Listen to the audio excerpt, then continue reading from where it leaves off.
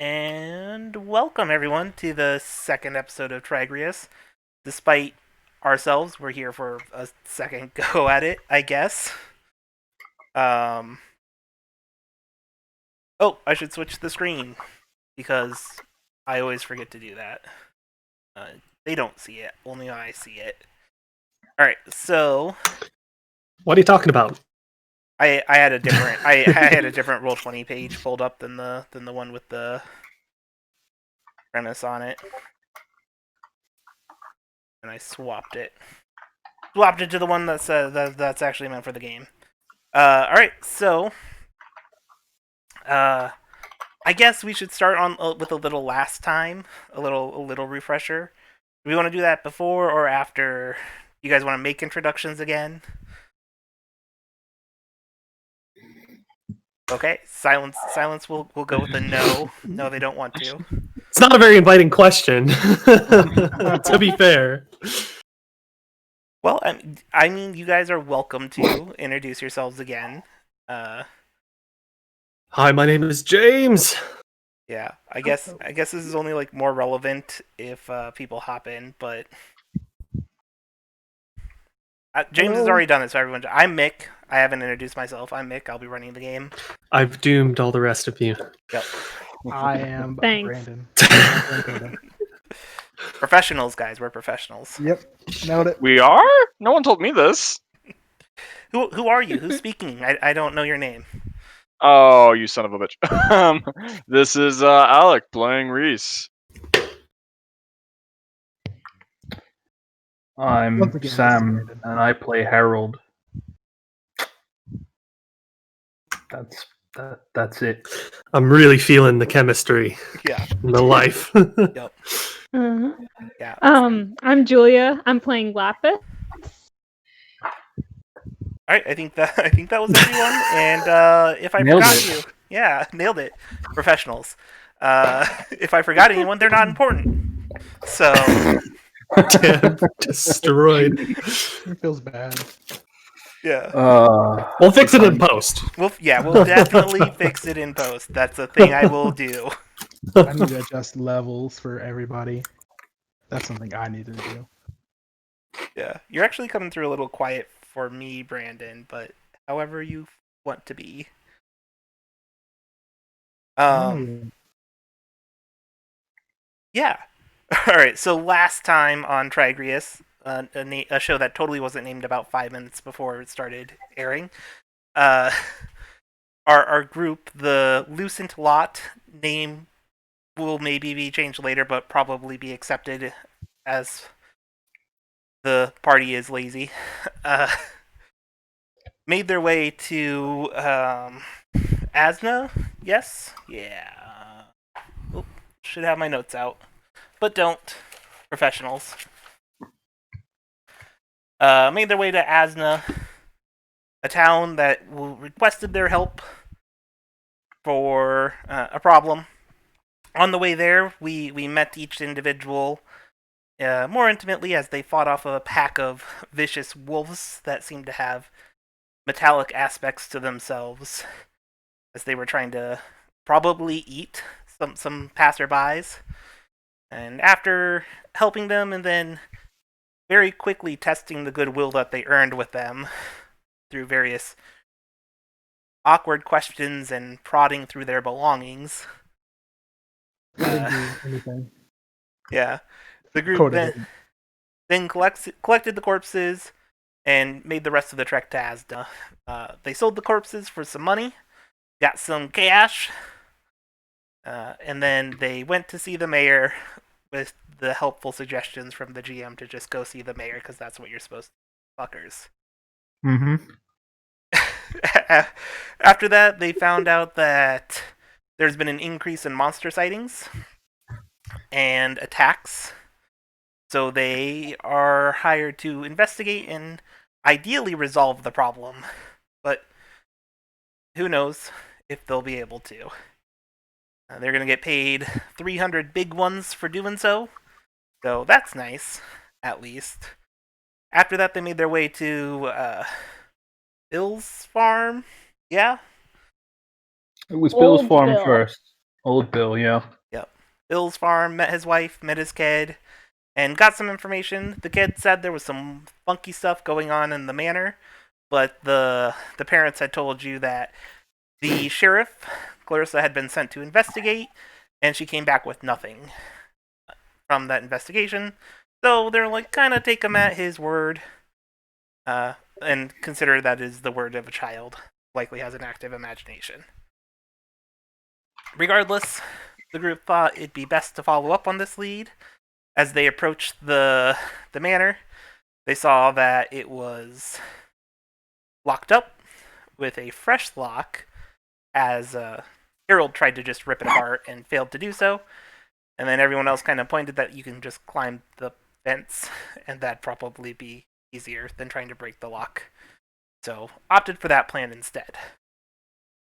And we ended off with everyone approaching the manor. Did anyone want to do anything, or are we just going to go to the door? I believe Coda has a light source. He does. So does Lapis. She Yeah. has a flashlight. Lapis has a flashlight, and Coda's stick is on fire, illuminating stuff. And I have my my lantern. Yes. It's only... I will. Harold has made a note to acquire a light source before they leave this town, but has elected not to use his usual method of seeing in the dark. Yeah. Not yet, Given right? that the house is probably made of wood. Yes, it is most certainly made of wood. The house is pretty old, and it looks somewhat unkempt. Just a bit of disuse here, very visible throughout. And yeah. And there's 2 stories that you can see. It's pretty sizable. It's definitely like a manor, like an old-fashioned manor. Some of the windows on the second story are broken, but on the first story, most of the windows are boarded up. And Coda can see the mist of magic coming out from underneath the door as you guys approach it. And I would say, Oscar, you start feeling a little sick as you get closer. Oh, good. Yeah. So Oh, yeah.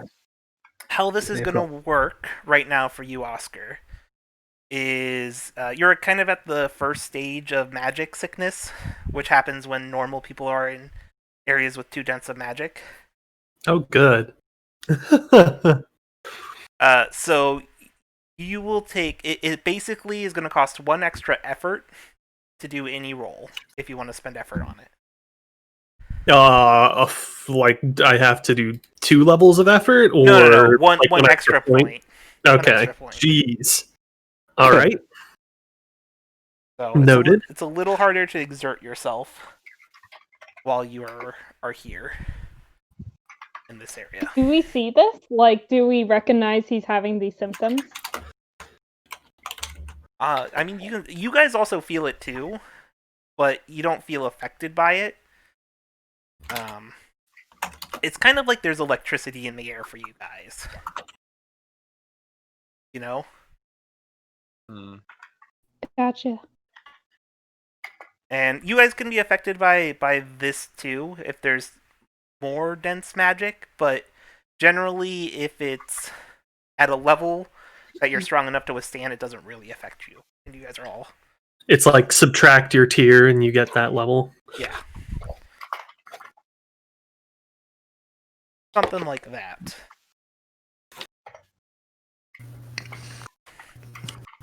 Does the mist of magic give off any smell as Coda goes and tries to smell? No, not really. I mean, do you imagine that magic smells? This is more of a visual thing in my mind. Yeah, I mean, I'm sure it's got some sort of scent to it. I don't know. Let's say it smells like cinnamon or something right now. Okay. For Coda. Yeah. I mean, that might be like a Coda thing. But magic typically doesn't have any scent. I mean, Coda is weird. He is. It's right there. It's One his might descriptor. argue it is a defining character trait, yeah. Yeah. Perhaps something like that. So, Coda, you make your way. So everyone makes their way up. There's like a porch. The porch goes a bit. It doesn't go like around the building, but it goes nearly to the ends. There's probably pieces of glass out there as on the laying on the porch, and yeah, there's what looks like a smashed up old chair there as well, been broken apart. All right, so Lapis would like to just walk up to the front door and just like swing it open. Okay, it is locked. Is the lock new? So I mean, it's in the door. So I want to say probably akin to a deadbolt. I don't know how feasible that is. Gotcha. Is there a window I can break into? Yeah, I mean there is. They're all boarded Cool. up, but so Lapis Yeah, starts. no. Lapis starts heading over Window. towards one of the windows. What's everyone else doing? I will assist. Now, you said the first floor windows are boarded up, right? Yep. Cool. So, Coda, there's with this kind of house, if it's like a farmhouse, it's got to have like a covering, right? That he could theoretically climb up, right? You're asking if there's like an overhang over the porch? Yeah. That he can climb to the second story window. Yeah. He's going. Coda, looking up at the sky, looking down at the covering, is going to prepare to climb. Okay. All right. So Harold's going to help Lapis. Coda's eyeing a post, trying to decide if he can climb it. Oscar and Reese, what are you guys doing? So the window that the child, well, what was the name of the? He had mentioned the window that had lights into it. I want to see if I can locate that window and see if anything's going on with that, and then I want to go over to Lapis and Harold and assist them with breaking into that window afterwards. Okay, so you're gonna go try to see if there's a window you can peek in through. Yeah, to see if there's a window I can peek in through and see if I can find one that kind of matches the description of lights coming out of it or something of the sort. Yeah. So a lot of them are boarded up. Some of the windows that are intact aren't boarded up, and you look through them, but it's kind of hard to see. So the glass is really clouded, and there are curtains. So you go into one, and you can see a room with some musical instruments in them, you think, and stuff like that. You're not really sure. Okay, then I'll make my way back over to Lapis and Harold to see how they're getting along with getting in. All right, and then what is Oscar doing in this time? It's just like kind of really uneasy. One hand is over his mouth, the other hand is holding the revolver at his side. He's just kind of wandering behind whoever's by the door. Okay. But keeping an eye out mostly. All right. So, Lapis, you can go ahead and make a strength roll, and you can Harold's being an asset for you, so you can mark down that you have an asset. And then Coda, are you gonna try climbing? 100%. All right. You can also make a strength roll if you have any skills in like athletics or climbing. They would apply here. Is that a might roll? Yep, might. Yes. Sorry. They do it. All right. So let's see here. Lapis. Yeah, you're able to. Yeah, surprisingly, Coda's able to climb up with very little issues, and Lapis is able to knock down some of the wood planks in front of one of the windows. I guess you probably have to tear them off since they were probably boarded from. Well, I guess they were boarded from the inside. Knocked them off. Cool. Cool. So yeah, I'll just go ahead and climb right in. I'm sure I'll kind of like dive in and just roll around because I'm heavy as fuck. It's not going to be graceful, but Yeah, you're able to carefully move your way across the window and into the window, and you're in the foyer area. What's everyone else doing? So Lapis has just gone up. She went in. Yeah, Lapis went in through the window, Okay. and looking around, you don't really see Coda anywhere. See. Oscar, you're probably aware of what happened with Coda, but everyone else was focused on the window, it sounded like.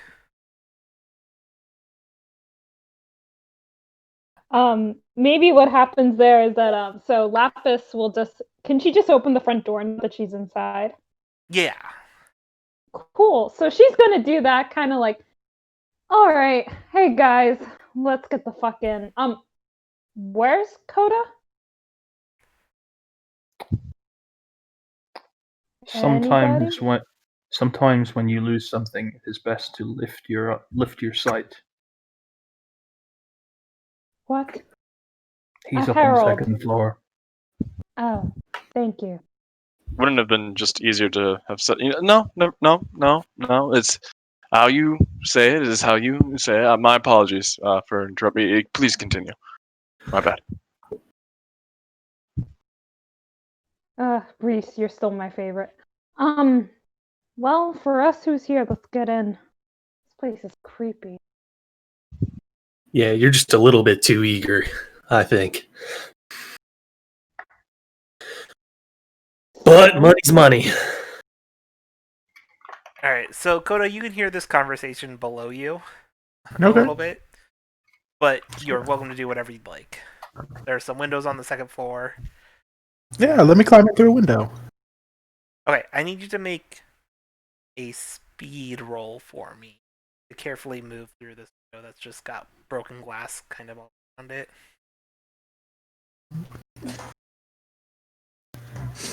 All right, it's done. I don't know if I did good. Hmm. So, I think you're going to take 1 point of damage as you cut yourself a little bit on a jagged piece of glass as you're moving through this window.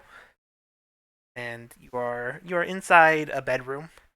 Looks maybe like a kid's room based off of the size of the bed.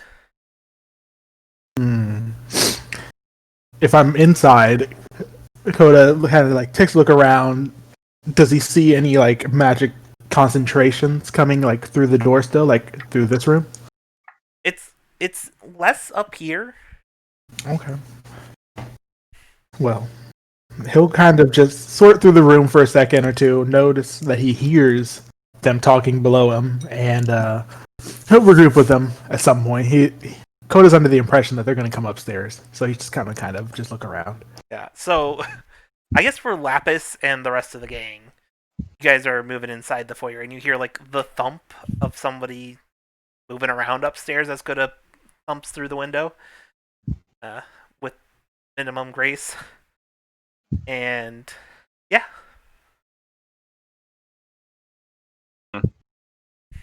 I want to. Apologies. I would like to check the main entrance as well as just like the first floor, and I wanna see, is there anything that leads down or any type of like cellar that So- might be locked or bolted. Yeah, so in the foyer, you don't notice anything like that. There are stairs up leading to the second floor.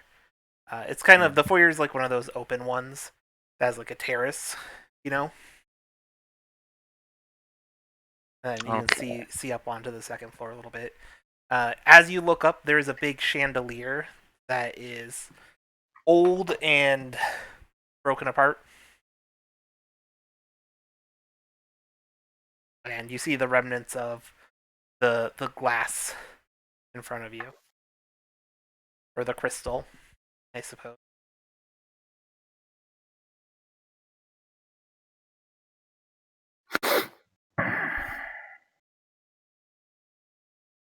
Alright, so what are you guys, what's the plan? as Reese is sort of glancing around. Coda will continue to look. If he hears something or sees something, anything, he's gonna go after it. So Okay.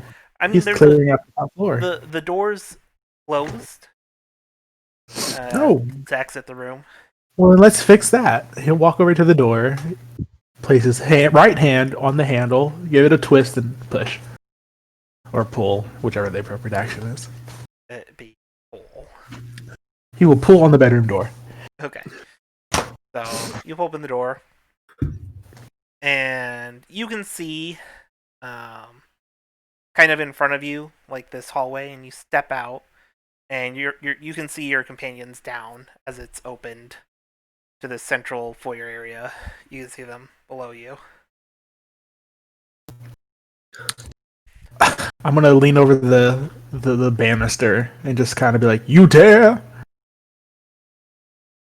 enter my house?" The fuck? What are you gonna do about it? Well, I wish I Smite would have me? had time for a refreshment. No. Oh, Harold will look from one to the other and go, "People have died. Please have some decorum." Yes, sir. Yeah, now's probably not the time for jokes. Anything What? interesting up there? Enough. Yeah, what other ways are there to go looking around? Yeah, there's a few doors. A kid's Around. room. Yeah, there are a few doors around that you could follow. The one leads towards the area where Reese saw the instruments. And then there's like a couple on the back wall. There's like a couple on either side. So there's a lot of directions to go. You can take the stairs up pretty easily, and you see a bunch more doors around upstairs as well. Coda. Ooh. What's the first door on my right? That's what I'm going through. Alright, you're gonna go to it. It looks like a linen closet, maybe. Okay. All right. Are these linens fresh? No. Okay. Coda's trying to figure out why there's a weird abandoned house. That's all. Yeah. Yep. That's fine. No, there's like a couple moldy towels. Okay. Shoved in there. Alright, what's everyone else doing? So Coda's still upstairs. That's fine. He'll no doubt find something up there. What like doorways and things are there on the ground floor? Yeah, so there's a couple on the back wall, and then there's a couple on the wall to the east, and a couple on the wall to the west. Harold will turn to look at the others and go, "I suppose we check them one at a time. Sequential clearing and all that." Sure. yeah, I suppose. And Reese is gonna make his way upstairs to assist Coda with looking through the rooms upstairs. Okay. Or they could do that, I suppose. I'm going to try the doors on the left. Alright, so you head to one of those doors. Yep. Okay. Yeah, so it opens up into a big ballroom. And this was in the direction where Reese saw the instruments. You see like a piano set up. There's like a cello, other instruments. I know more, but can't think of them right now. Kind of on display there. They look covered. They're all covered in dust, and there's a big floor to kind of dance on. And the first thing you notice that's kind of off-putting is it looks like there's, you would guess, maybe mannequins sitting around the room, and they look like they're in fancy ballroom clothing, and they look like they're positioned to seem as if they're dancing. I'm I'm assuming the condition of the clothing is sort of in line with the condition of the rest of the house. Yeah, they're old and tattered. Yeah. They're sort of these Um. just kind of white mannequins, like pure white mannequins. About 6 of them total. They're all paired off. So I can officially rule out Mick just running the shit. What's it called? Oh my god, the mansion from the zombie game again. the Resident Evil one, yeah. Resident Evil. There we go. This is interesting, but I don't see how this could help us with determining the source of the lights that the child saw. Well, do you mind? And she's going to take out a knife and kind of just like look at Harold and gesture towards the mannequin. All right, so I out of character don't know if you're wanting me to move out of the way so that you can stab a mannequin, or if you want me to go and poke a mannequin, or if you're threatening me with a knife to go and poke a mannequin. Like, No, she's saying, do you care if she throws it at the mannequin? Sorry. yeah, right, okay. He looks. In which case, he'll look from you to the knife to the mannequin, and just like take a step to the side and be like, "Be my guest." Cool. So she'll do that. okay. So it's kind of hard to get an angle on them in the doorway. You'll have to move in. Yeah, no problem. I'll even stand next to Harold if that's a better position, but just like at a distance, throw the knife. All right, so is Harold in the room as well? Yeah, Harold will have gone in to have a proper look at the Okay. mannequins and things. Okay, it sounded like Harold has very little fear. It's fine. yeah. It sounded like Reese Reese is headed up the stairs. Yes, Okay. to assist in looking at the rooms on the upper floor. All right, and then Oscar. I'm just like outside the mannequin room door, Okay, just looking around. and the mannequin room doors is kind of like these double doors, so you have them both up. And you walk in. You're standing next to Harold. I need Harold and Lapis to give me mental defense rolls. Awesome. Damn, I knew it.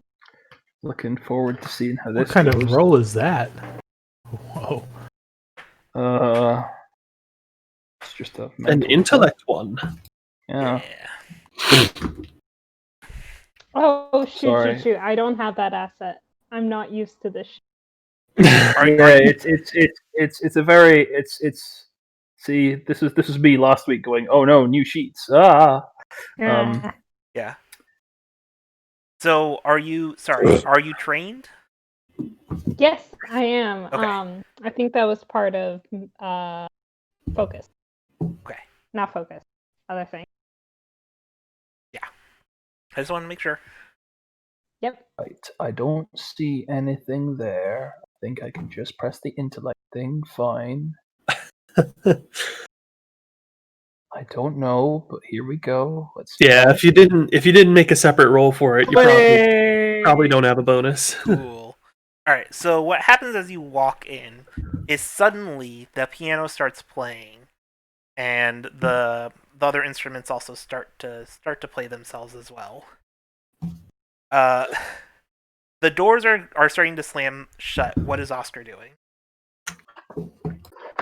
Like they're slowly closing? They're not or... slowly closing, but I'm saying like you notice it enough that if you wanted to jump in, you have a chance. So they're gonna like slam shut, but you notice it before you'll have an opportunity to react to it. This is a goddamn terrible idea. He's like, Okay. like a little bit of sickness. Okay, I'm gonna go through. Okay, go ahead and give me a speed roll. Sure. All right. So, Oh. okay, it's fine. It's good enough. It's not that hard.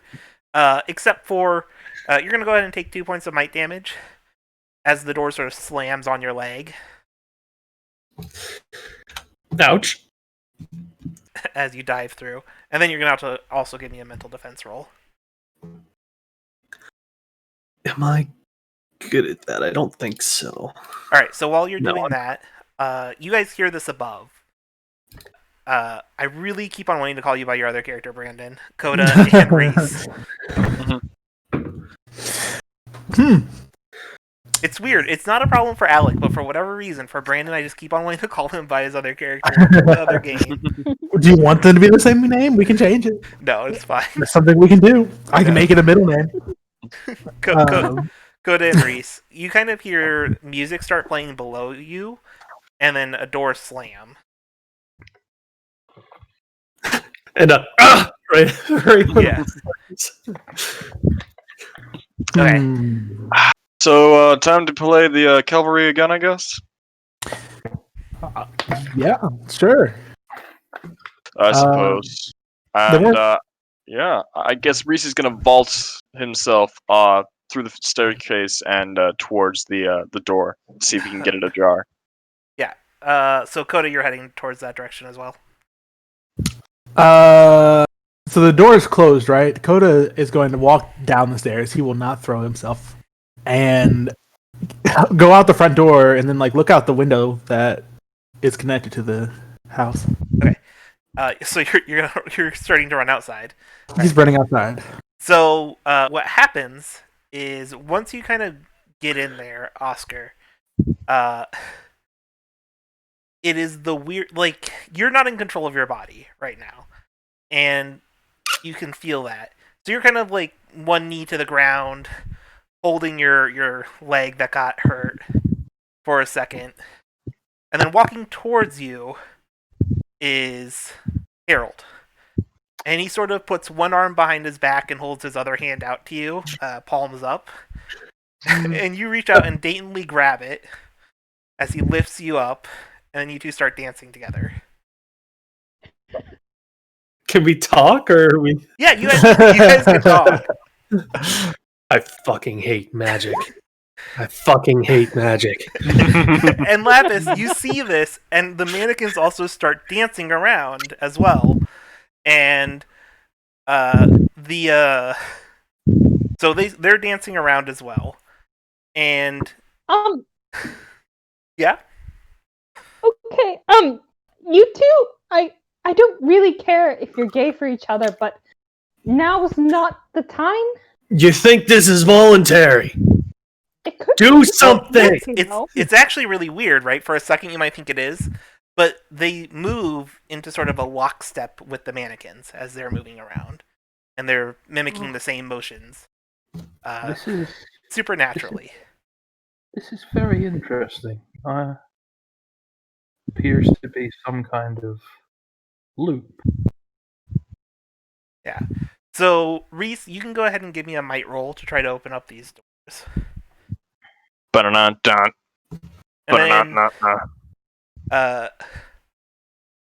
Coda, you can give me a speed roll to see how quickly you can run around to the other window.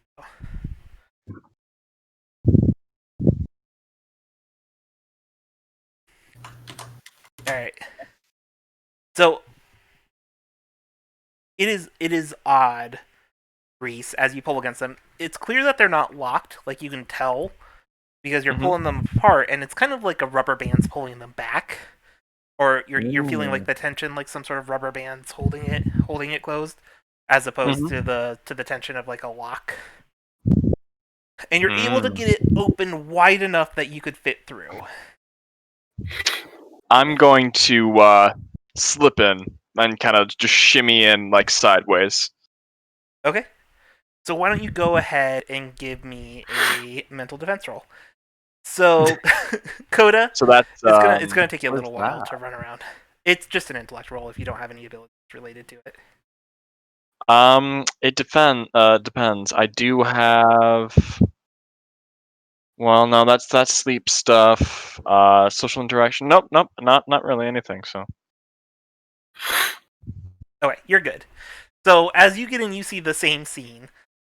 You see Harold and Oscar doing a waltz together,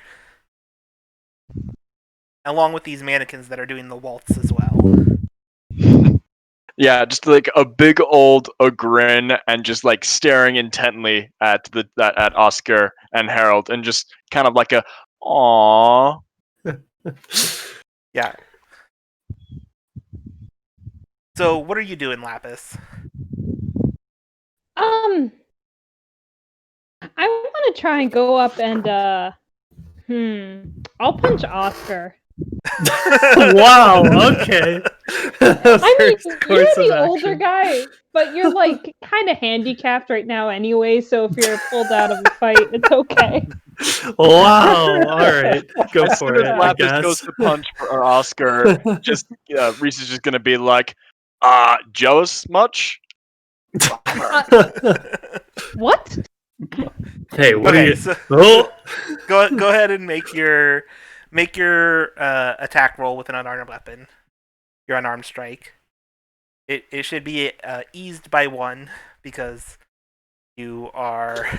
It's a light weapon. Okay. I don't have that right now, so I'll just put it as an asset. Yeah, that's fine. Just do that. Yeah. Okay. Yeah. So you get punched in the face, Oscar, for Oh, good. 5 might damage reduced by any armor you have. 5. She got a 19. So what you see, Coda, is you get to the window and you're sort of peering through it, and you're able to sort of see Lapis punching Oscar, who's dancing with Harold. Jealous much? I don't want to. I didn't want to interrupt or anything, but like this feels like one of those memes you see where like someone turns to the camera and goes, "No one will ever believe you." It's like, I saw the Orange Road Man dancing with the cantankerous cowboy, and then the vaguely blue tinged one punched the old man in the face. Nobody's gonna believe you. Yeah. So Does Oscar knock out of it, please? Oscar, you get another intellect save. This time you have an asset for Okay. for Lapis's air quote help. Assistance. Yeah. All right. What's Reese doing?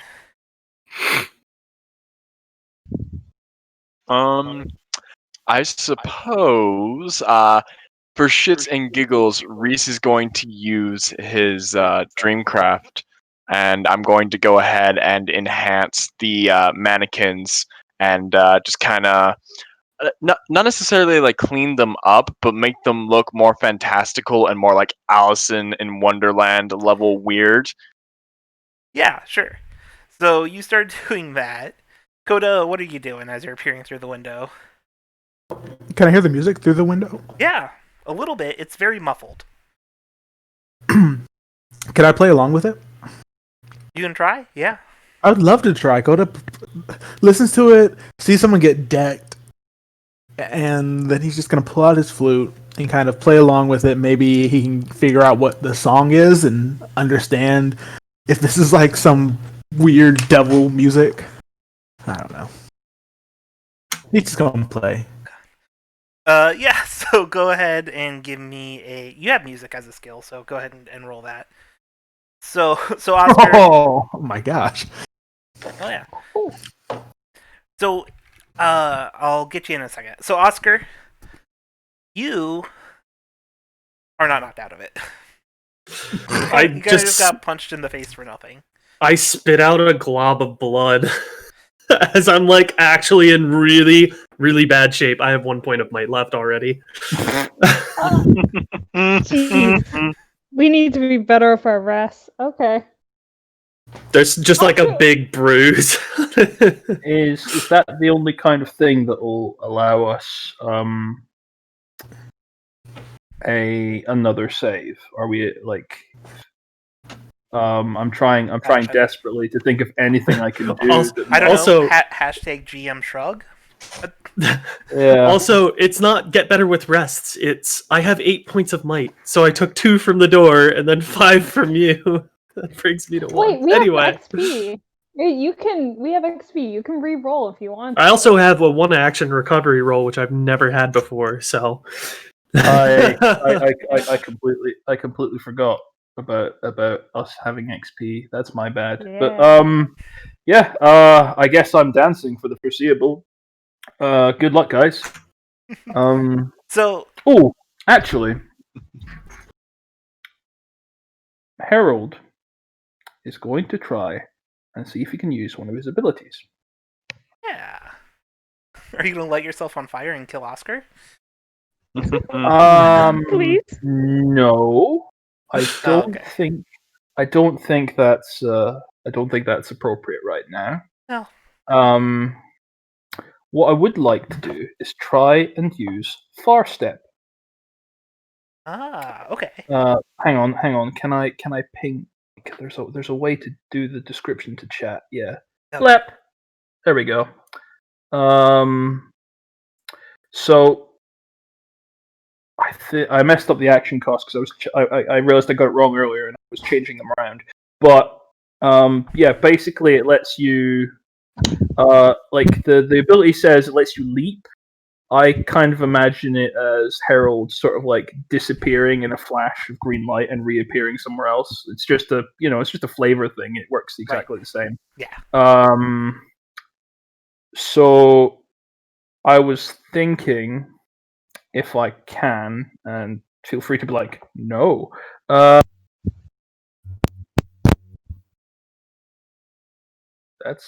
strange. Okay.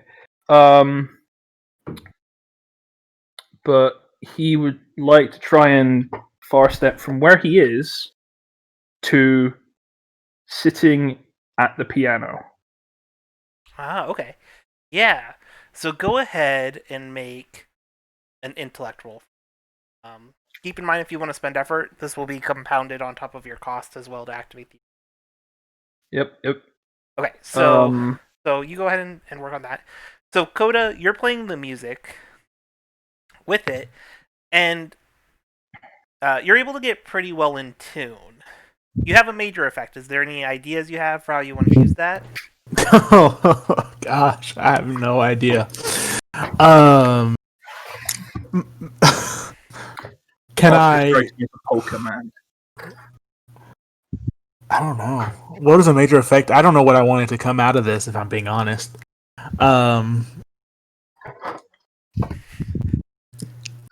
Oh man, do I?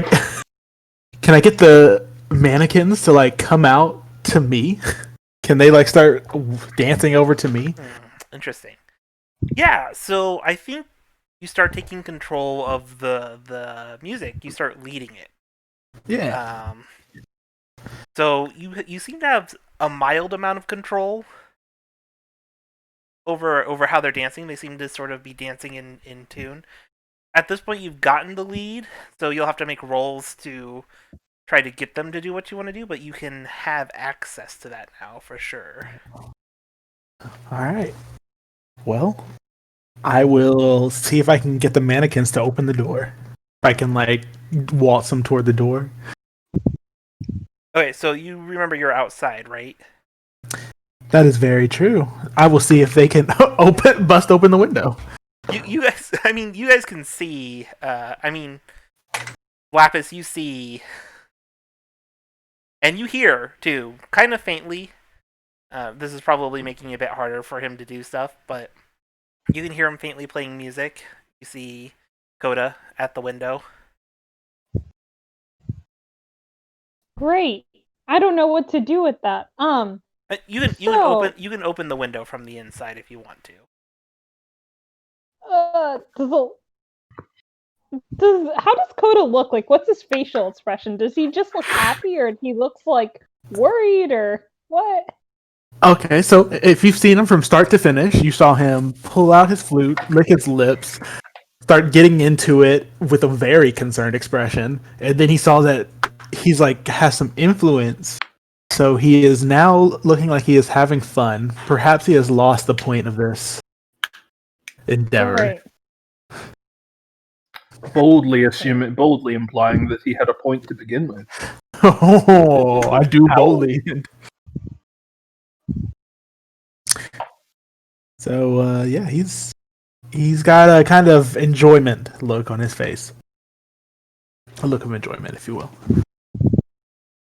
Lapis will kind of do the whole like she looks over Reese and I'm not jealous of the I'm married. I'm not jealous. And she'll walk towards the doors and see if she can push them open.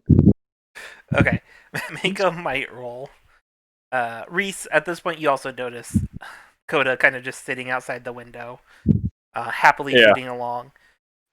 I am very pleased with the course of events of both me and Coda as cavalry just taking over the musical ensemble and the dancing and just like very like pleased Mad Hatter like I pull full tilt like Mad Hatter dinner spread with the teas and the tea cakes, and I sit my ass down and I am just gleeful and just pleased with how this is turning out. And I wink to Lapis as she tells me about how she's married and that tries to leave the room. Okay, so Harold, this is probably very disorienting for Oscar, as Harold just turns into green flames, and you're no longer dancing with Harold.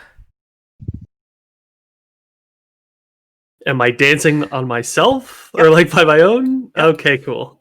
And Harold, you appear at the piano where you promptly sit down and start playing it. Damn. It's worth a shot.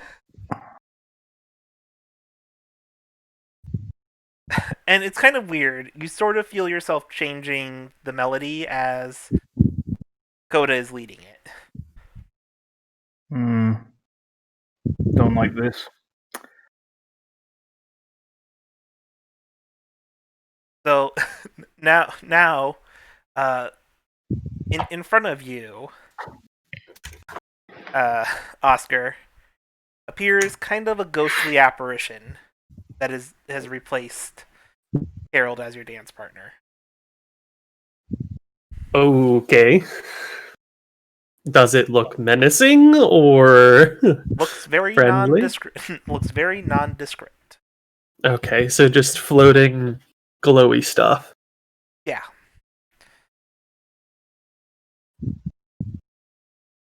I'm And- very uncomfortable. Yeah. And you don't even feel it holding on to you. And it I imagine Harold was playing the male role in the dance, the lead role in the dance. This is also taking the lead role in the dance as well.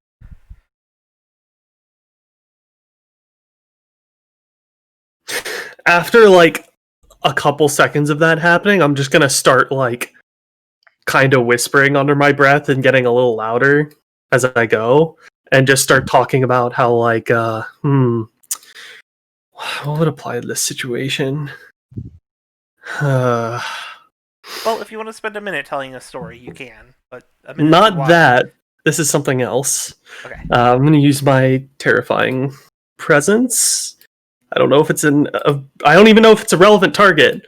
So we'll find that out.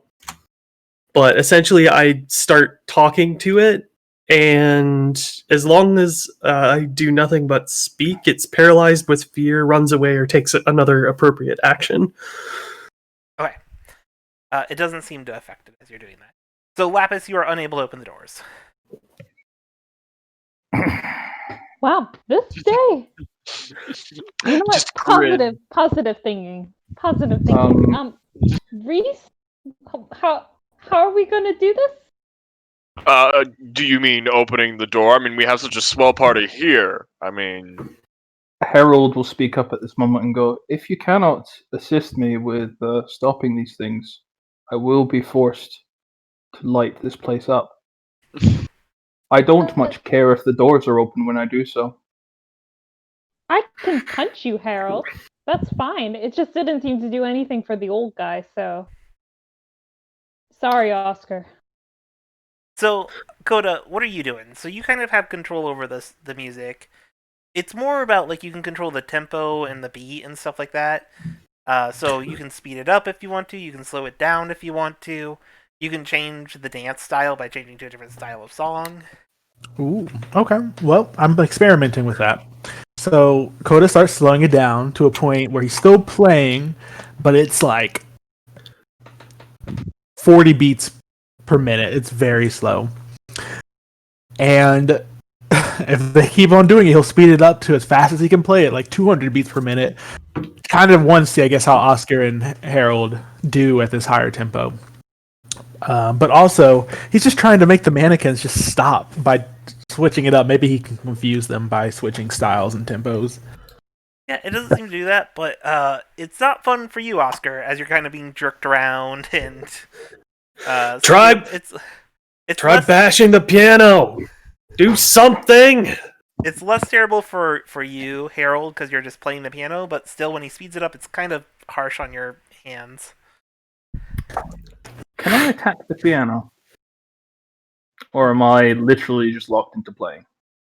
You're kind of locked into playing right now. You have two companions who seem to be doing fuck all, as well as another companion who also kind of seems to be doing whatever he's doing. I have done more than Coda. I have done nothing, but Coda has done more than anyone. Yeah. I punched a guy. But actually, at Oscar's words, since Reese doesn't seem to be any help, I'll take out my sword and I'll start bashing at the piano. Sure, why Okay. not? Make an attack roll against it. Alright.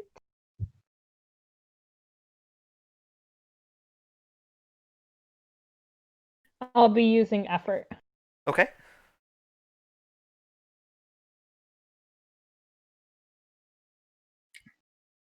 Okay. You hit the piano.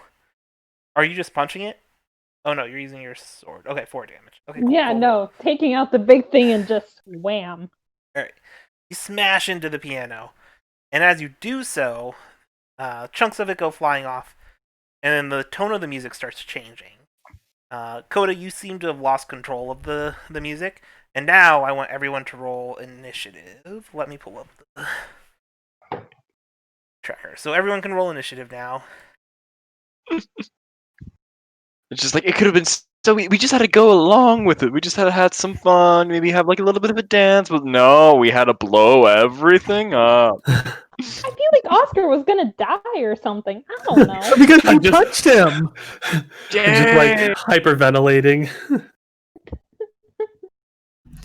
Oh, go away, Cortana. That's How a rude. real good initiative.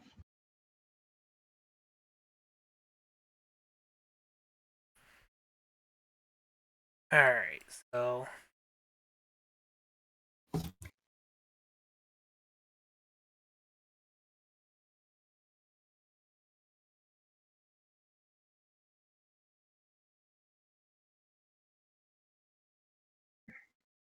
Alright, so Harold. What'd you get? 5. Cool. Coda. 6. Reese. 20. Lapis. 19. Oscar. 4. Alright. Alright.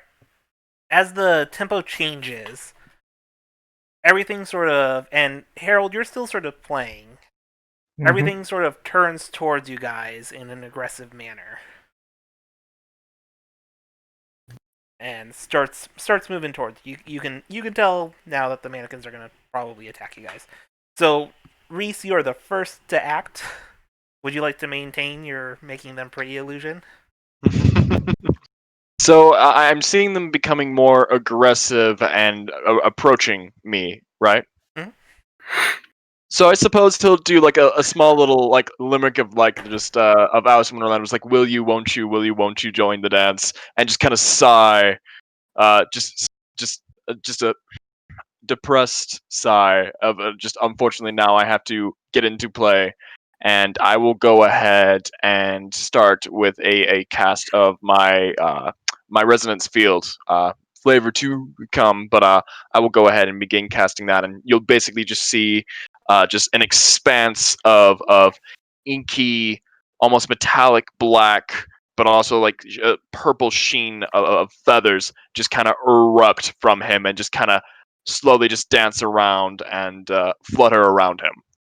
All right. Lapis, what would you like to do? All the mannequins are within short range, but none of them are in immediate range. Can I actually maneuver around the piano so I'm farther? No, sorry. Take that back. I'm just gonna stay where I am and hit the piano again. Okay. Make your attack. I'll use.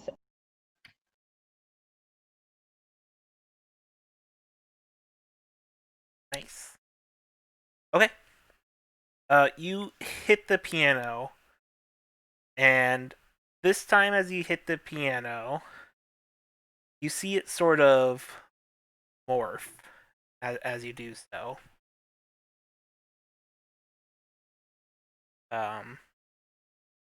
It sort of changes into like this fleshy creature.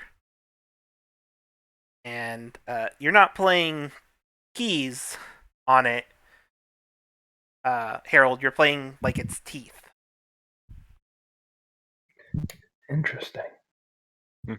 Whoa. I love it. Mario 64. Evil piano, evil piano. Yeah. It's a mimic. So the mannequins move up to Lapis supernaturally quick, and they're gonna make an attack against you. So I need you to give me a speed defense roll, Lapis. Okay. I'm using effort. Okay.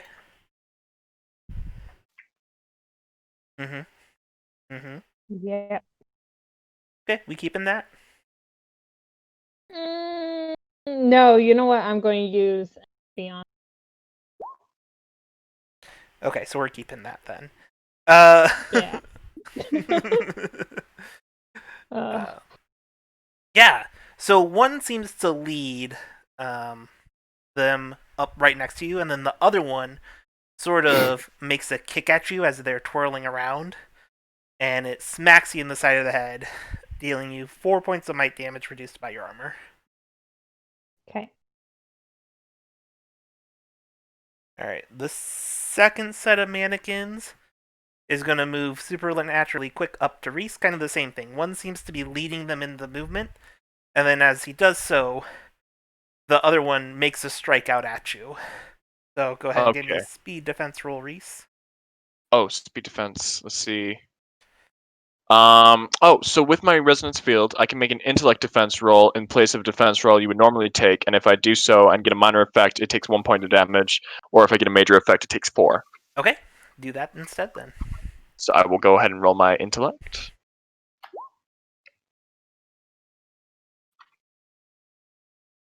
Okay, so this one also they actually also catch you. 4 points of might damage reduced by any armor you have. Okay, let's see here. It slips past your defenses. All right.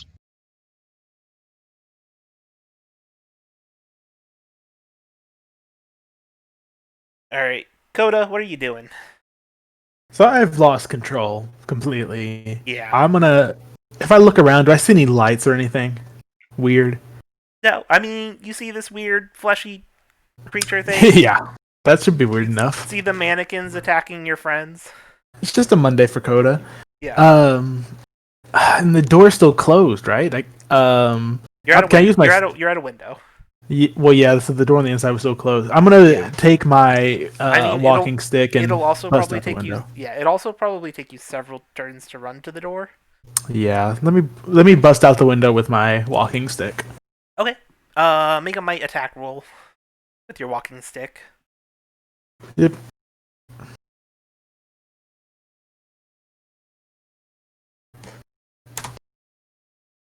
Oh, was that the wrong one? Nah, it's fine. Okay. Yeah, with that you're able to smash in the window. Next turn you'll probably be able to try to hop through it. Sweet. Okay. Harold. Um, You can do exactly one thing. Give me a mental defense roll. Give me an intellect defense roll.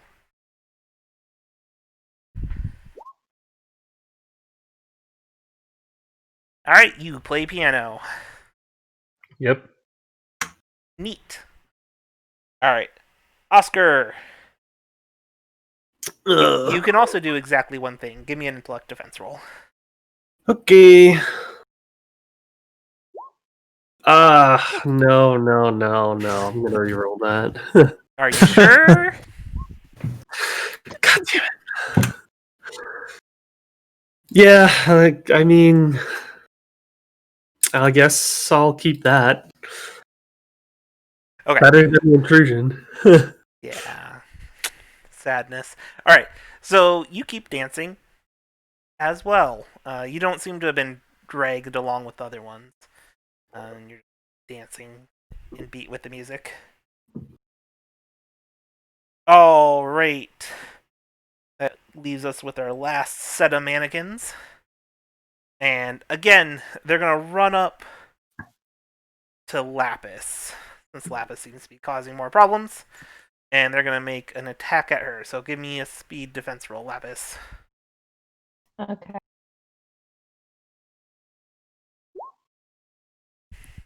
Alright, 14 is enough.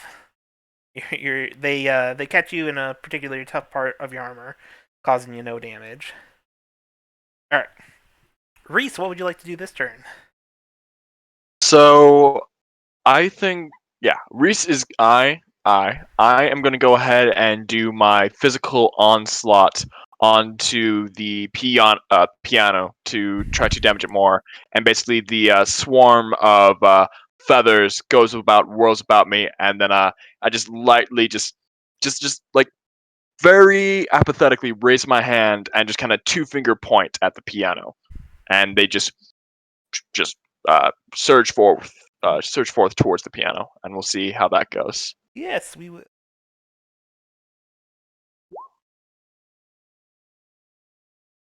I don't think your difficulty should be -1. Yeah. Let's see here. It might say otherwise in your ability. Should I put it into specialized because I have it on trained, but it says minus. See, cost is 1, distance is short, intellect mod 0. Yeah, I don't know why it's a -1. Okay, we're not gonna worry about it for now. I'm gonna guess that it probably shouldn't be that way. So, Yeah, I'm trying to see where the issue is coming from. You have it marked as trained. It should be untrained. Mark it as untrained. Wouldn't then put it as a minus again? No, it'll just put it as 0. Untrained is 0. Okay, so should I just do that again? Well, I mean, we'll keep your Well, roll. we keep the original roll, but yeah, that looks better. Okay. I believe, unless it says in your ability you're trained in it, which it might. But you can let me know if we are wrong. We can always just fix it. Yeah. So, I'll go ahead and take a look.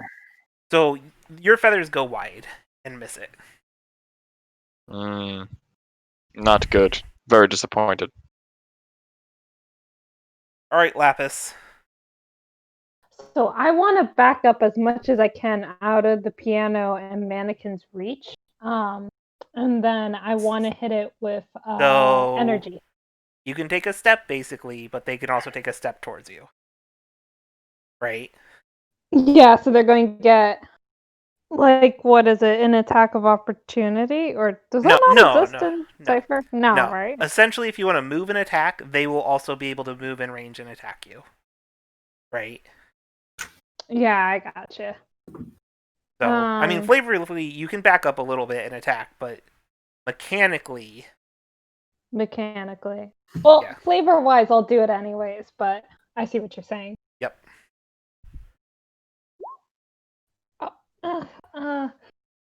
Okay, less XP. I had 3 at the start. Why not? Burn it all. Alright, so you blasted with your energy. Finding purchase with the blast. Blood sort of is oozing out of this thing now in the back where you've been hitting it, and a little more gushes out as you slam it with your energy pulse. As you take a step back, a little bit splattering on the mannequin that was right next to you, one of them. Cool. All right. So it is their turn. So they're gonna take a step towards you, and this time they're gonna make 2 attacks. So go ahead and give me a speed defense roll for the first one. All right, this one slams into you, doing 4 points of might damage, and then go ahead and give me a speed defense roll against the second one. Also reduced by reduced by your armor. That one you're able to nimbly dodge out of the way. Nice.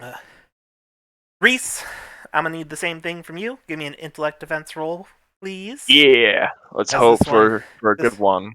This one's gonna go ahead and swing at you twice. 10.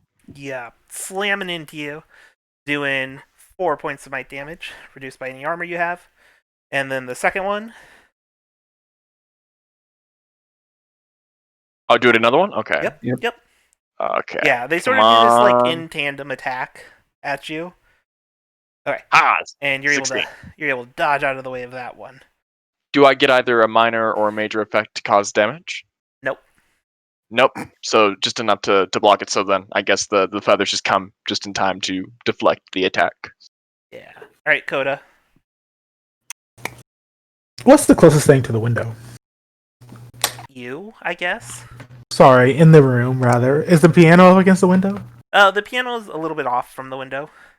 But it is relative. It's probably within short range of the window. Okay. So, I want to climb in the window.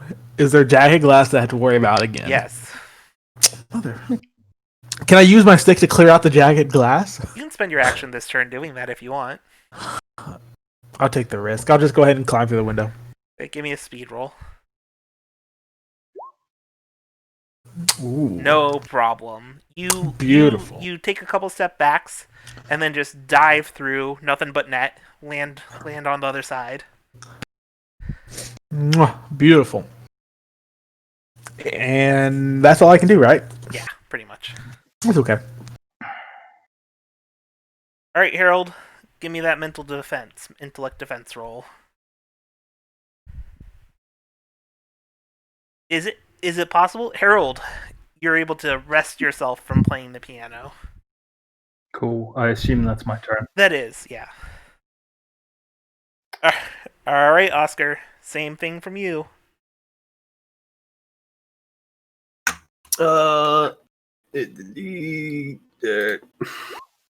Hey. All right, you got a major effect. So I'm gonna say you're able to pull yourself out and you get your turn. Cool. I'm gonna spend an action to do a recovery roll. All right.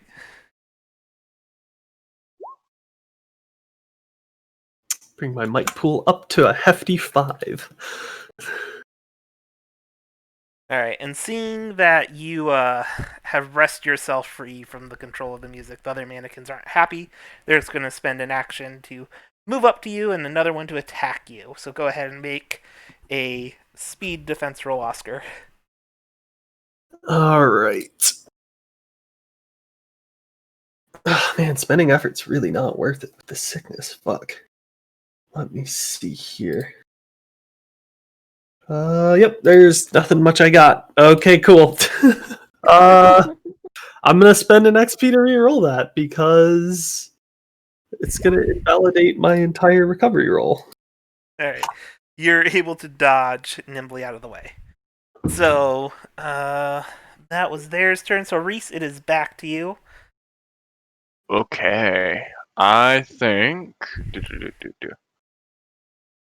Yeah, I'm gonna go ahead and I'm going to go about doing another physical onslaught to see if I on the piano to see if I can get any damage on it. Okay, go ahead. Oh, Mm-hmm. Yeah, and your feathers fly past it harmlessly into the wall. Damn. Well, that's my turn. All right, Lapis. So Lapis is getting more and more annoyed. So this time she's gonna pick up her sword, which had been dangling in her right hand, take it with both hands, and just slam down on the piano again. Okay, you're gonna step back up to it and then attack it. Yep. All right. You're able to find purchase, but it hits bone immediately, not causing any damage. Great.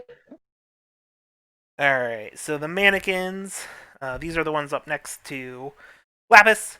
So they're gonna return to your follow you in step, and go ahead and make two speed defense rolls for me, please, Lapis. Mm-hmm. All right. All right. Cool. So the first one does 4 points. The second one only does 2 points of damage. Okay. And I need you to make a mental defense roll for me. Sure. Select defense. Can I use effort on that? Yeah.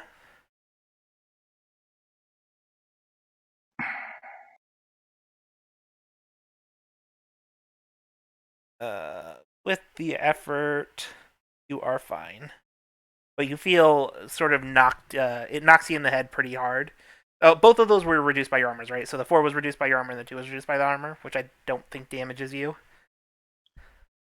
My armor's only 3, so I've been taking like 1 point. Yeah. So I took 1 point for one of them. Yeah. I see what you're saying. Yep. So the two's a separate one, so it's not compounded. And then you feel your head like kind of get knocked around, and in doing so, like hearing the music, you feel its influence starting to try to take over, but you're able to resist. All right, the second set of mannequins up by Oscar are gonna make 2 attacks on Oscar. Oh, good. There's really nothing I got for that. All right, so 2 speed defense rolls, please. First one does 4 points of might damage. Second one does 2 points of might damage.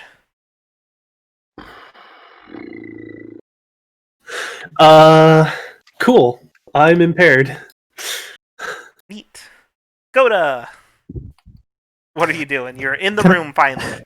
Right. Can I aim for the legs of the piano? You can attack the piano, yeah. All right. I am going to just try to break the legs. It's like creepy, right? Because they're not legs anymore. They are legs. They're like human legs with feet. Ew. Okay. Well, let me go ahead and I want to stab it then. I was going to use my stick, but if it's got feet, I want to stab it with my knife. So you have your stick out. It'd take an action to switch to your knife. That's right. I'm just going to try to sweep it at the legs. All right.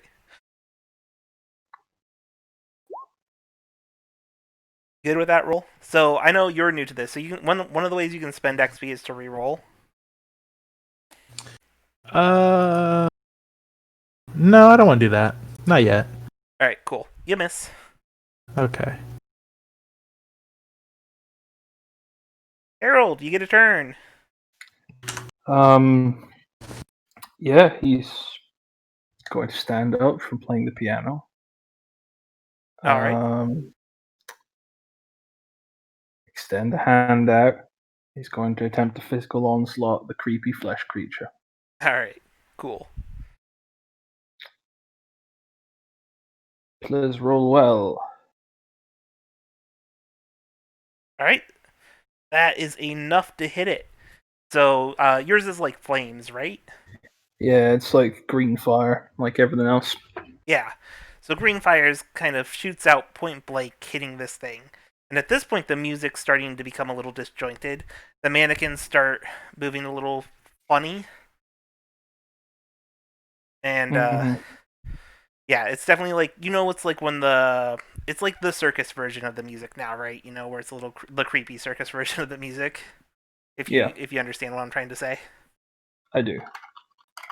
Yeah. All right, Oscar. So what does being impaired do to me again? It basically makes everything cost an additional effort. Or an additional point? Does that include abilities? No, just effort rolls. Okay. Cool. So not using any effort at all. Yeah. For a while. Good to know. And there's still 2 by me, right? Yep, there's a set of mannequins by you. Oh my god.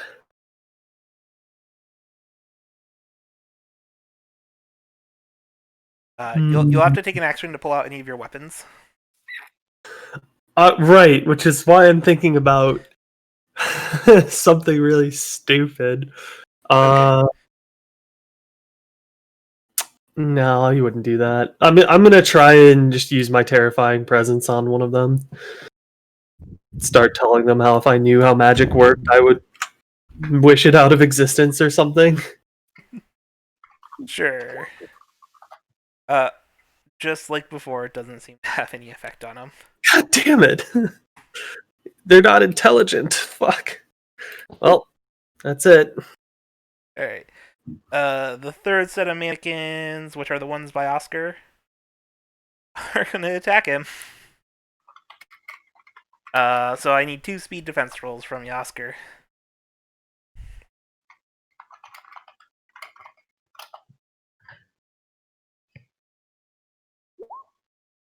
Alright, the first one whiffs, and the second one hits you for 2 points of damage.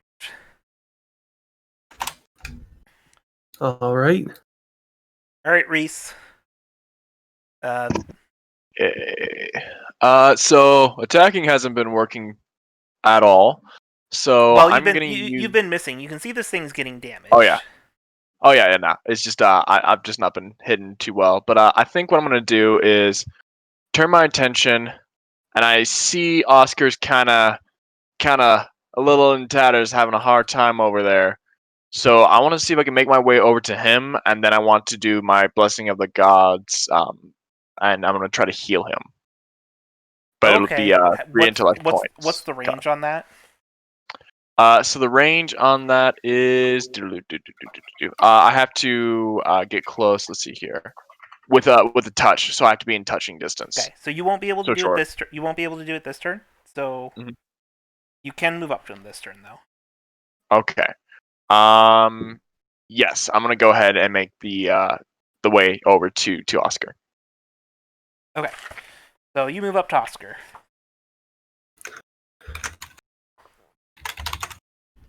All right, coolio. And then we got Lapis.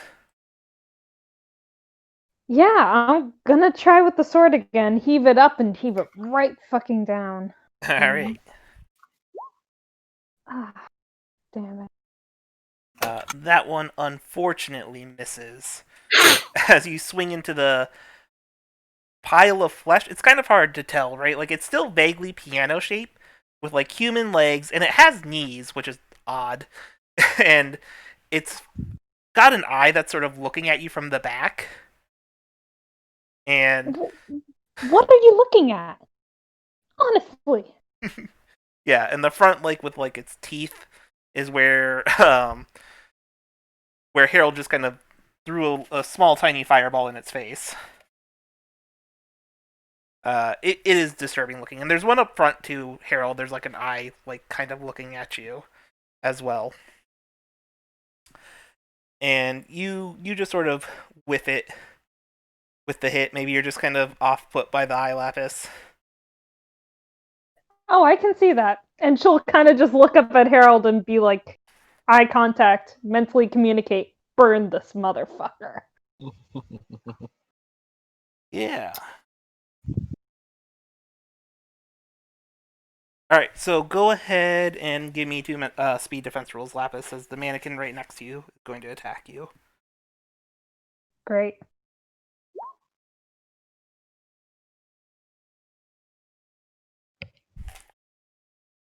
Alright, you actually dodge both of them this time.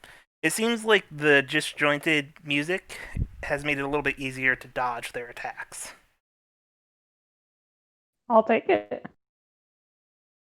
Alright, second set's on Reese, so give me 2 defense rolls. Come on, superpower intellect, get me some damage back. Yeah. All right, so you got the minor effect. So Which you dodge, is you dodge both one. of them. Yeah, Mhm. 1 point of damage shoots out and hits this. How do you want to describe it?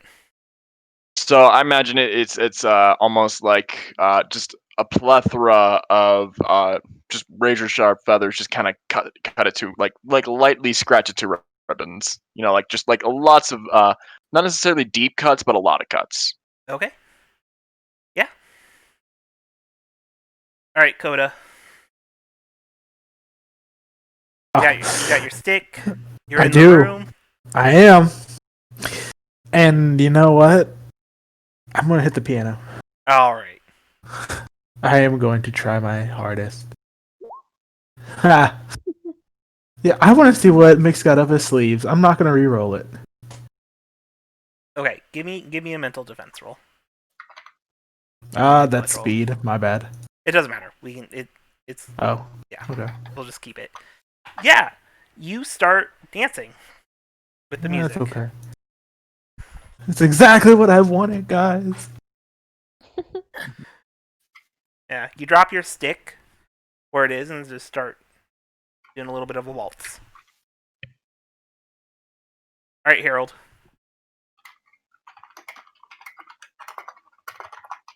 What is he? Yeah. So Harold, sort of like, will have made the eye contact with Lapis. Do like the slightest of nods. He sort of like he shakes out his other hand, so he's got both hands, outstretched. And we're gonna go again. We're just gonna try and keep burning it. Okay. Come on and don't suck. Oof. Oof, indeed. Do I want to go again, or do I just want to leave someone else? Heck, it will spend an XP and Oof. The ghost of Walter is kicking me right now. Yep, feeling that. I'm feeling it. Yep. Okie doke. All right, Oscar. What would you like to do? Excuse me. I mean, I guess I'd walk a little bit away and pull out my revolver. That's it. All right. They're going to walk a little bit towards you and attack you twice. Go ahead and make 2 speed defense rolls. I can't re-roll that. You get a 1? Cool. Yeah. Let's go ahead and take your lovely 6 points of damage. All right. Are you alive? I'm trying to remember if I can split them. I think I can split them how I want. If it's might damage and or does it all have to be to one pool? I mean, if you can split, you can put at the very least you can put 2 in one and 4 in the other, right? Because there are 2 instances of damage. Yeah. Zero health. Is either. All right, let's just. Stat is applied to another stat pool. It's applied in this order: 1 to might, 2 to speed, 3 to intellect. Okay. So it's all speed damage then, right? So that's 6 points. Cool. Yeah, I'm 5 points away from just being on the ground and crawling. Basically, dead. Yeah. The downed state. Yep. All right, Reese, you're next to your friend who is hurting bad. All right, yeah, I'm gonna do my healing, which allows me to. I have to spend some points of intellect here. Bring that down to 15. But yeah, I basically do 1d6 healing, and they can put it to whichever pool that they see fit. Okay, I think you also have to make a roll first. Let's see. Okay, with a touch, you restore 1d6 points to one stat pool of any creature, including yourself. The ability is a difficulty 2 intellect task. Yep. So you have to make Yep. an intellectual difficulty 2. Yep. So go ahead and do that. Oh damn. Fine. Ha Let's see. Oh, sorry. Oscar, you were supposed to give me a mental defense roll for your natural 1. Oh good. Oh good. You did. The sarcastic oh good, and then the Okay, well, you got a major effect. Let's go ahead and give you a +2 to this d6.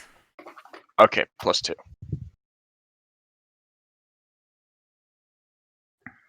Think this should work. Ah, dang. slash R, not R/. You're close though. Very close.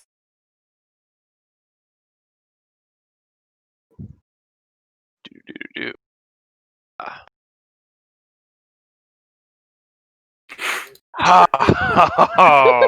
Appreciate it. Well, yeah. You win some, you lose some, bud. Yeah. What cool is that? Whichever one. Yep. Oh, it's however I want. Yeah. So it's whatever pool you want it in. I'm gonna do in might so that I'm not impaired anymore. Yeah, and I imagine it's almost like the feathers that are surrounding me kind of like soften and ease and kind of become like a feather down like level comfort, and also like go across the wounds and try to like stop the bleeding and kind of tourniquet That tickles. it. Really, it's not supposed to. That's strange.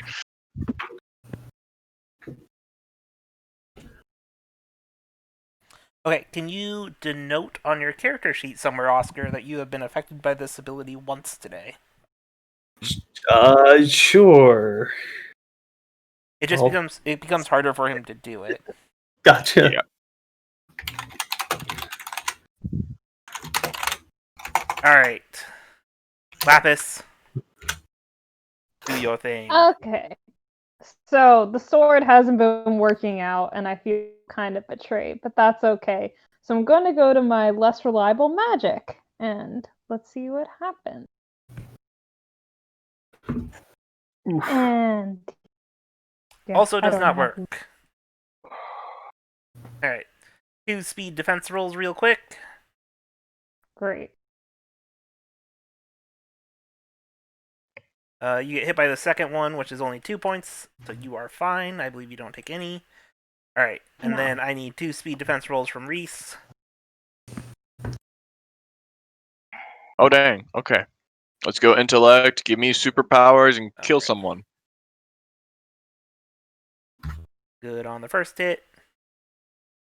Bad on the second hit, so you go ahead and take 2 points of my damage. And then Coda. Okay. I need to make a roll because I'm dancing, right? Yes, you're just gonna make your mental defense roll. Intellect roll.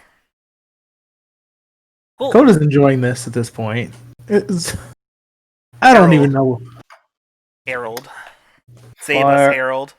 Save us with your fire. Guess not. Guess not. Just one of those days. I am going to This is ignore. terrible. I'm going to. No. Yeah. Wow. No. Wow. Alright, Oscar, Okay. you have your revolver out.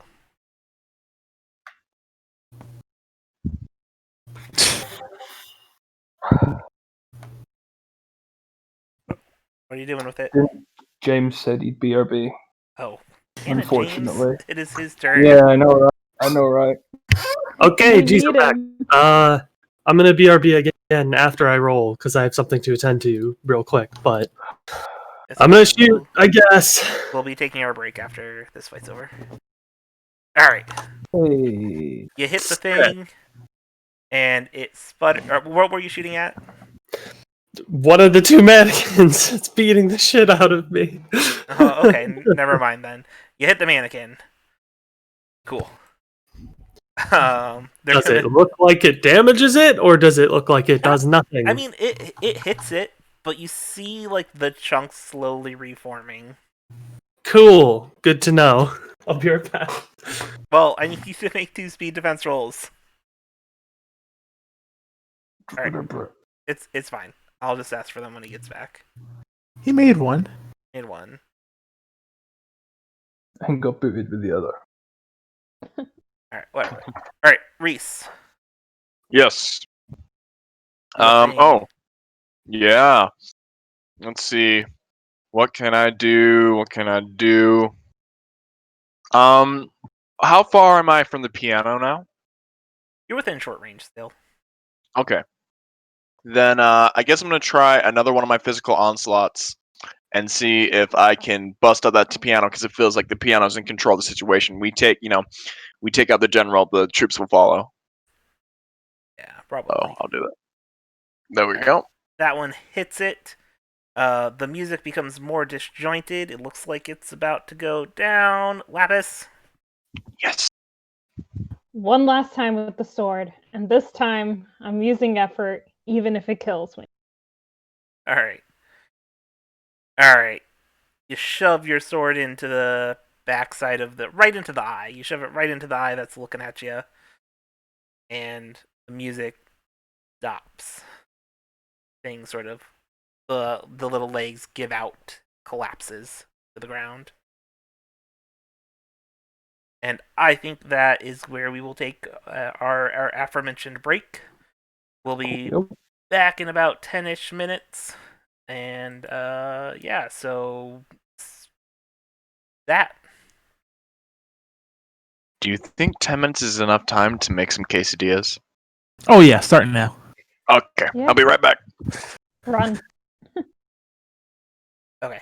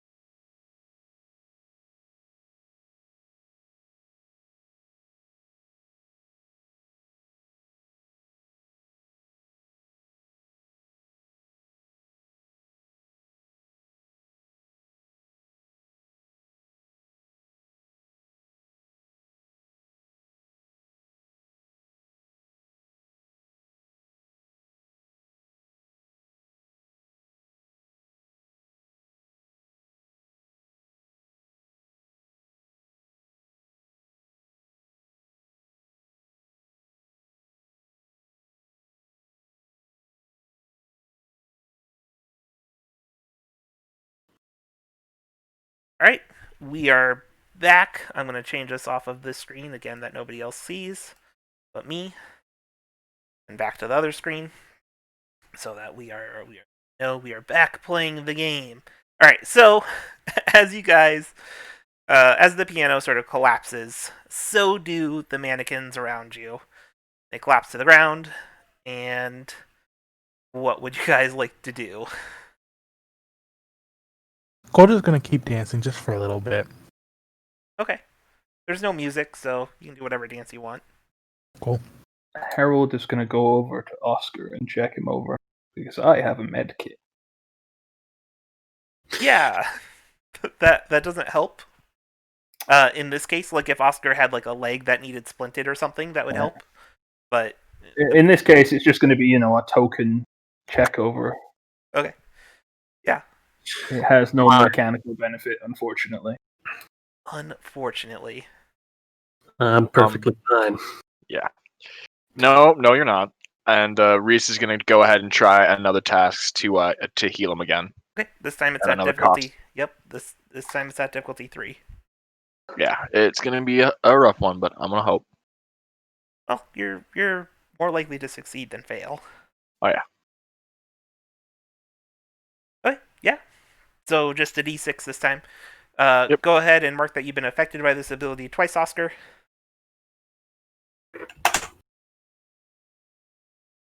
As you get two more points. Thank you. I'm just gonna put them in my speed pool. Alright. I'm not even gonna bother with my might.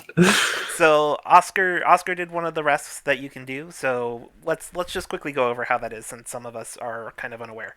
So recovering in this, you can take some time to do recovery rolls. The first recovery roll of the day is 1 action. The second one is 10 minutes. The one after that is 1 hour, and then the one after that is 10 hours. Which we're gonna kind of like homebrew to being 8 hours, because 10 hours is just a weird amount of time. But essentially, your typical long rest in most tabletop RPGs.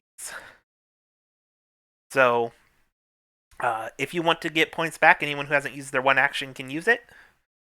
Anyone, you could also take 10 minutes if you want to give Oscar another recovery roll.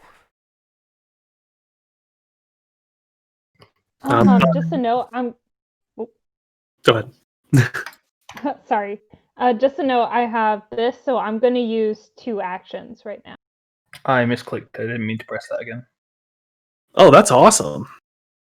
Yeah. Extra free one. That's like the opposite of impulse.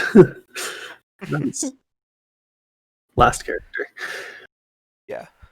All right. So I get the feeling you guys are taking 10 minutes. Mine's I'm doing one Yes, we are. And if anyone wants to use their 1 action and 10 minutes in this time, you can. Were there other instruments in the room besides the piano? They seem to be gone now. The Alright, mannequins terrible. are kind of on the ground, and as you kind of look over them, they seem to be dissolving, maybe? Sick. Harold's going to walk back over to where the piano is/was. As he does so, his breathing's going to become regular. He's going to his shoulders were squared out. They're going to go back into a more relaxed posture, and he's going to sort of is it still there? Yeah, the thing. Yeah. In which case he's going to kneel down and sort of examine it a bit closer. Sure. You can give me an intellect roll. You have magic training, if that helps. This is yes. some sort of creepy magical thing. Yes.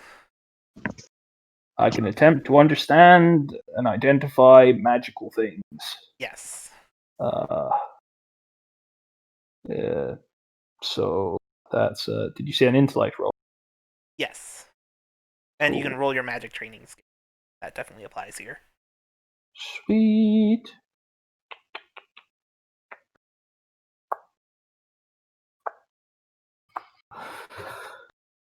God, I love being trained in magic.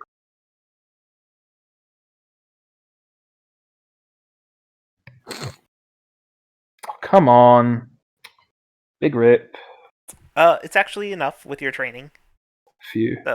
So yeah, these things are a little rare, not particularly seen very often. Um, they're called they're essentially mimics. They take the shape of something, and a lot of them will have weird special abilities. This one seemed to have uh, the whole mannequin thing. Most of them can't defend themselves, so they use something else to defend them. But they can seem Right. to control objects a little bit, and they have unique abilities. It is because it is rare. It is a little bit more valuable. The teeth probably could get you some money if you wanted to rip those out. I mean, he will probably he probably will, but like once he's given it a look over, he's gonna look it over and go, "I've seen these before. They can take many different shapes, and they use other things to defend themselves. I don't think it explains everything else, though." Yeah, so this wouldn't be the type of thing to cause. It's not powerful enough. There are certainly magical creatures powerful enough to warp magic in their areas, but these are the big guys, like the difficulty 7 and above things, kind of just inherently would have this effect of sickening aura around them for regular people. And I'm talking more. I'm just saying in game mechanics to give you a reference, right? Like in world, they aren't referred to as like there are level 7 monsters. Yeah. But in game mechanics, that's kind of what it is. This one is definitely not powerful enough to be emitting this aura. They're weird. They're rare, so they're a little more valuable. But it's an uncommon creature, but it's not particularly powerful. yes. Yeah. Okay. I mean, it's tough, obviously, right? But Yeah. So yeah, Harold is gonna pull out his carving knife and get to work extracting the teeth. And if anyone does question why he's doing it, he'll be like, "They're worth something." yeah, they're probably worth. You can probably get. Why don't you give me a roll? See how many you can get. Does anyone help him, or are you guys just kind of like watching this? Yeah, I'll help him. Reese will help him. Okay. So you'll be an asset to this role. Harold, do you have any like survival skills or any tools that that might help with this? I mean, I do have a carving knife, and I'm afraid that's it. It's just the knife. Yeah, so that will act as an asset, and Reese assisting will be another asset. So you can go ahead and have 2 assets for this role. If you just give me a second, I'm trying to. That reminds me of a time. Oh God! I love the idea that Harold pulls out the carving knife, and he's about and Reese is like, "Oh yeah, no, that's a good idea." And he's about to start cutting in, and he just hears Oscar clear his throat, and he just stops and sort of he doesn't even look over, but there's that the camera pans to see his face, and you can just see the green pinpricks. They flick to the side as he's looking towards Oscar, he's gonna tell a fucking story, isn't he? All right. So Oscar, what is your story about? I don't have a good idea off the top of my head. I don't Well, know. Pilgrim, when I was all out on the Dusty Trail, so I just thought I'd throw that in. I mean, probably a robbery that ended up they were holding magic creatures, so we had to cut them up in order to get the parts, and it was kind of like this. I don't know. So what skill are you trying to give training in? I mean, survival related. Okay. Sure. Yeah. So you basically have training in that task as you do this. Cool. So this will essentially be -3. Awesome. So yeah, what is know. this? A speed roll? And A might roll? An intellect roll? I'd allow either speed or might, or I'd actually allow anything. However you want to do it. I'm gonna go with intellect to know how to Right. I'm justifying it as he's like he knows where to cut them out because of sort of the magical knowledge and everything. I don't. Yeah, no, I think it's very Yeah. reasonable, right? So, Hey, where were you? hey. Where was that? Where was that kind of roll during the fight? Yeah. Well, it's also another one for the minus difficulty, so it's -3 as well, so it's even better. Yeah. Yeah, if everyone wants to make a roll, I don't know what to call the skill, Oscar's Stories or something. Greetings, friend. Stay a while and listen. Oh, just to like have a trained roll in Yeah, what skill it is. yeah. I also love how that ability at the beginning says you can lift the spirits of a group of creatures and help them bond together. It's like this flavor is the opposite. Whatever, it's fine. Alright, so you're able to extract all of the teeth. There's a total of 25. And altogether they're worth 10 cash apiece. So altogether it'd be worth 250. Yeah, so Harold like extracts them all. Probably with like Reese pointing out a couple that he'd missed. And he'll put each of them into like a small bag and fold it up and And drawstring it. yeah, I would say each one's like decently sizable. Not too different from a piano key. Yeah. So. He pauses and he thinks for a bit. And then he's going to offer the bag to Lapis and go, I think it might be wise if you help these. As you are the Sure. one out of us that is the most robust. Cool. Yeah. Okay. Thanks. I'm gonna have to ask you to make sure to put 25 piano monster teeth on your character sheet and denote they're worth 10 cash each, so that they are not forgotten. Wait. Piano monster teeth. How much? Oh, 10 pieces each? 10 cash each. Cashy. Okay. Yep. And we got 25 of them. Yep. You got 25 of them. Cool. All right, Coda. What are you doing in this time? Yeah. He's wandering around, probably looking out of the room and examining them, like the goo pile the mannequins are turning into. Yeah, they're like slowly dissolving. The clothes are dissolving with them as well. It's kind of weird. It's very Dolly-esque. Weird. Then maybe he's probably trying to see if the doors are open in this time. Yeah, you were able to pull open the doors. I don't know. He's gonna go study like the foyer. Right? Are you doing this while everyone's still resting, or do you wait for the 10 minutes to pass? Oh no, I'll wander outside. All right, I'm good. cool. You're just looking around the foyer. Yeah. Yeah. There's nothing too interesting. Why don't you actually give me a perception roll, an intellect roll, if you have any perception skills they'd apply.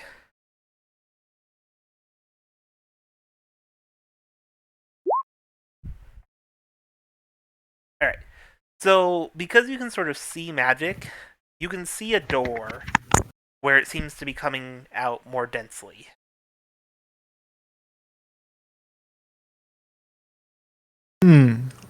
Is the door on the upper level?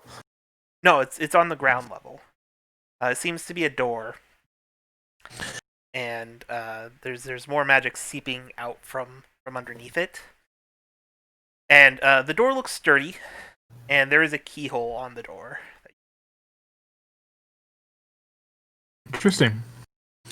All right, cool. So Coda's gonna go back, and he's gonna like wait until Oscar's story is all done and they finish carving up things, and he's gonna be like, "So guys, there's a door. There's some like more magic coming out of it, but there's a lock, like a keyhole.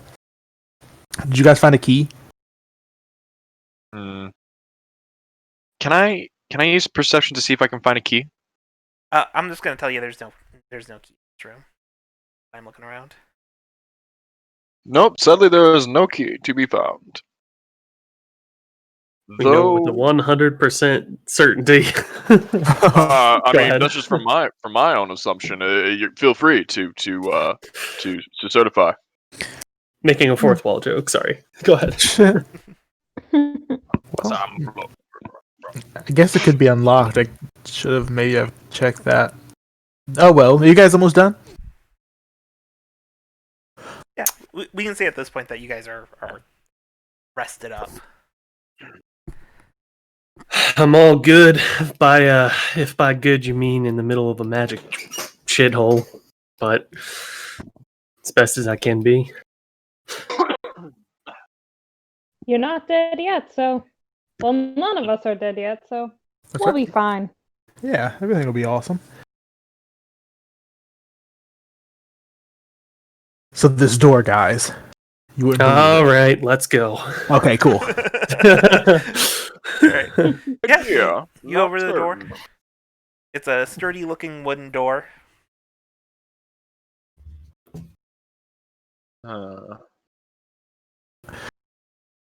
What are the odds it's unlocked, guys? Have you tried it? No. Oh, everyone can also mark down an XP. I should remember to say that. Everyone mark down an XP. Cool. Where do we mark that? So that gives us one more? Yep. Cool. I'll try the door. It is locked. Well, there's your answer. Thank you.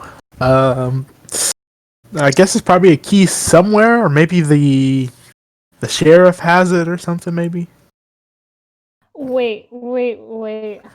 You know, I was going to use this earlier, but I kind of feel like I should now because I didn't use it earlier. And so she'll take out her face disruptor. Yeah. How do you want to describe that? Like, what does it look like? Is it like a piece of chalk or something, or?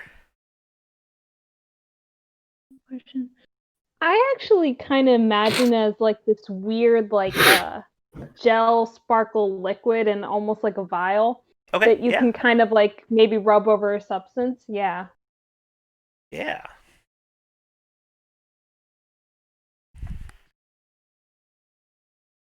Okay. How long does it last?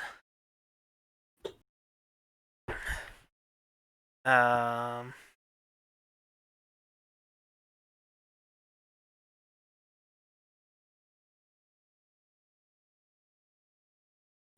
hour. Alright, 1 hour. And you can affect 15 feet? 15 cubic feet? Yes. I think so. Okay. Yeah, so she shows you this vial with this weird liquid and probably has some sort of applicator on it as well. So it's like, I mean, that covers like a large area, man. I don't know how it works, or how, yeah, I don't know. It's,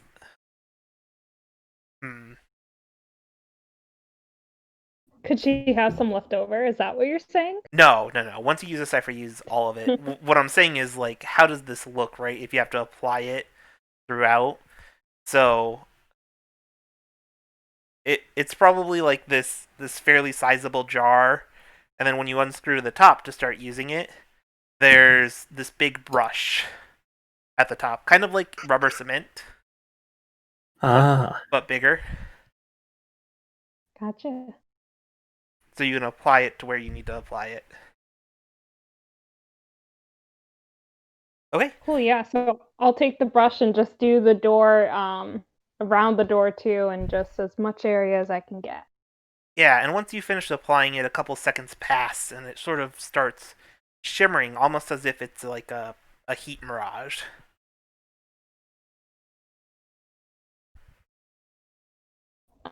After you, whoever would like to go first. I'll do it. And you see Coda kind of just like breathe in and walk through. I like the idea that you just like the comedy in Mick wants you so hard to just like walk face first into it, just slam into If it. it happens. It doesn't. You go through, but like I just want it to happen so bad. Oh. Yeah, you just walk in. Okay. He goes right through the door. You are in the stairway going down. I guess Coda's just gonna kind of go, ah! A stairwell! And then after like that pause for dramatic effect, kind of poke his head back out. It's good. You guys come on through. Right after you.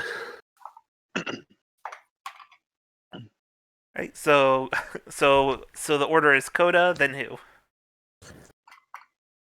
I go. All right, Coda, Yep. Oscar, Harold will go after Oscar. Harold, Reese, Reese Lapis, Yeah. and then Reese final.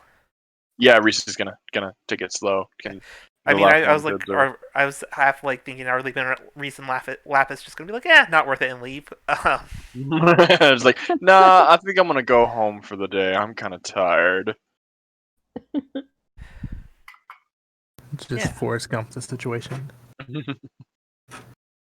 I just felt like running.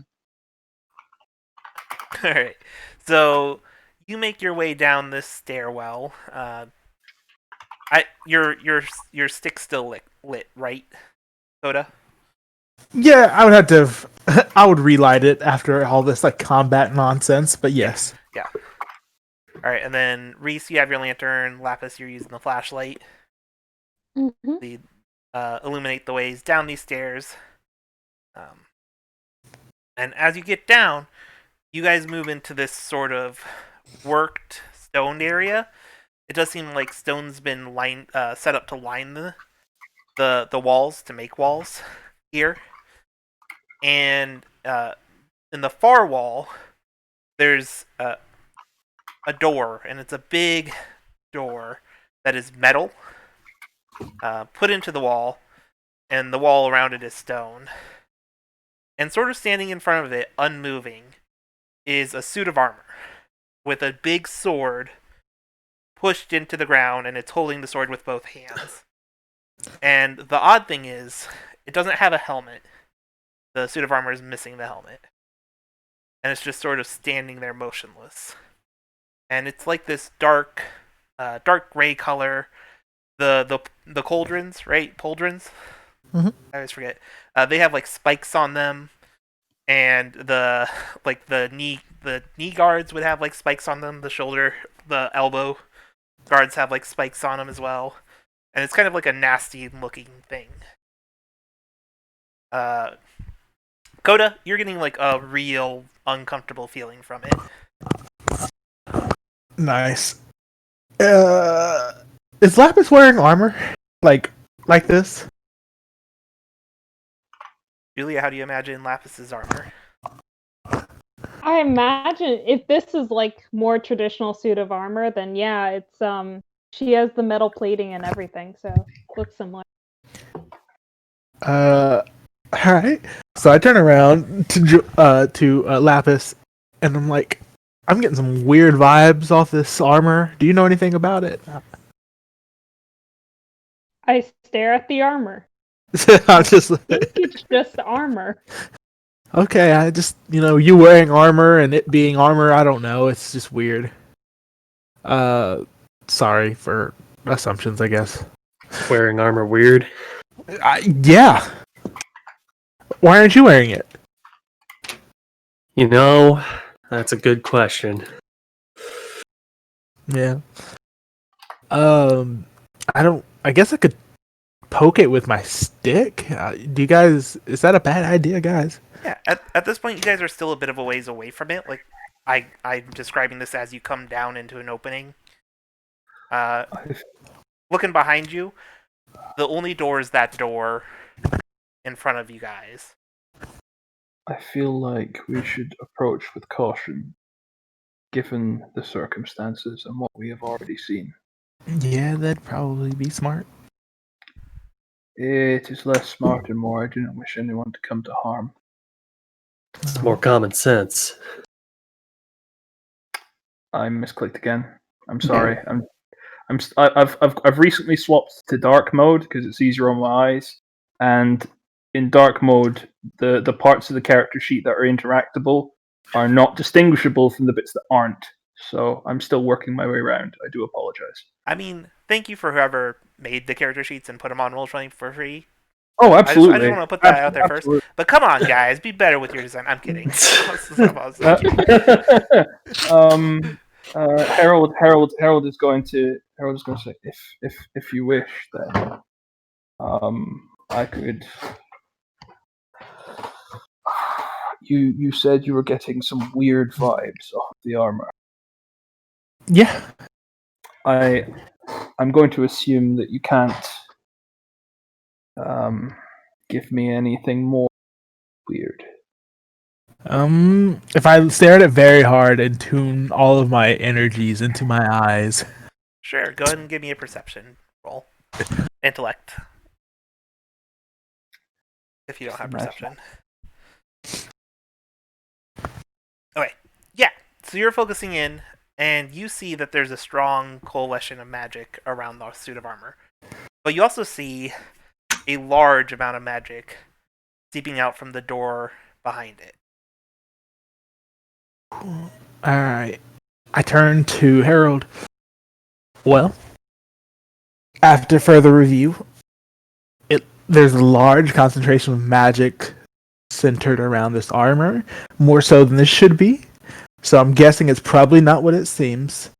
And there's also a even bigger concentration past the door in which it is guarding. I see.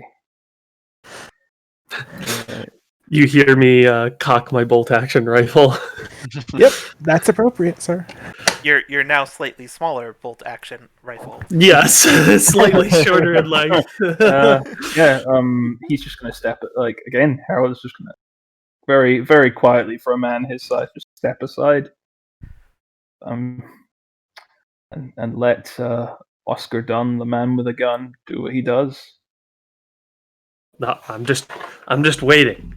Oh, okay. Then I will. If it moves or does anything magic-y. Harold will nod knowingly and as if he understands, and goes. And he'll go.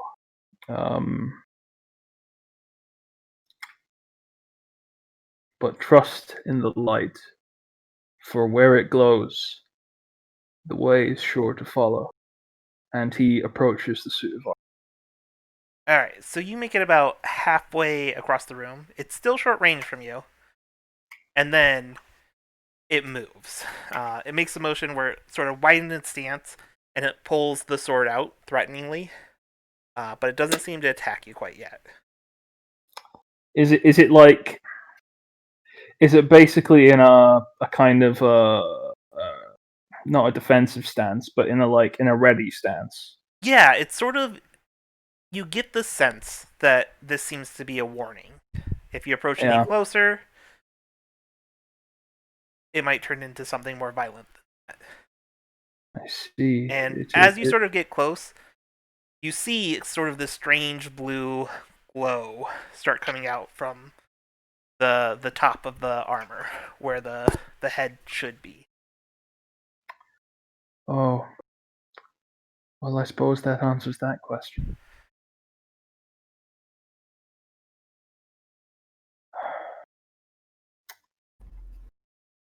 I think so. I am gonna slowly approach behind Harold, but keeping I would say around maybe 15 feet distance. And I would like to try to conjure my Dreamcraft with another suit of armor in a similar or more aggressive pose, like about say 5 feet from it to its left or right, and see if I can distract it with that or see how it reacts to it. Yeah. Oddly enough, it doesn't seem to notice it. Or if it does notice it, it doesn't pay it any heed. doesn't much particularly care for it, I suppose. That's interesting. Craftsmanship is good. Oh, yeah, thank you. I do my best.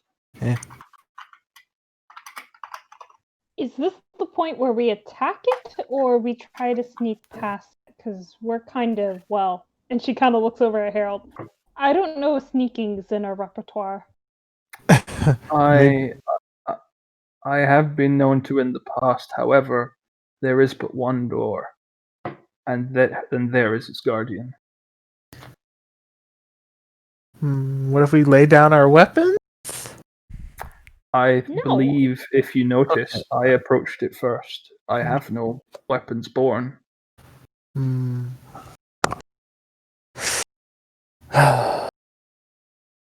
Maybe we can talk to it. It has no head. How will it hear?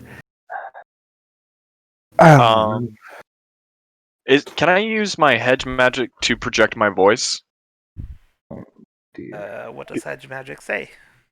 So it just says I can perform small tricks to really change color or basic appearance of objects, cause small objects to float through the air, clean areas, mend broken objects, prepare but can't create food, and so on. So like small little magic doodads. Prestidigitation. Yeah, it is basically prestidigitation. No, I don't. I mean, it doesn't create like illusions or anything like that, so I'm gonna say no. Okay. Do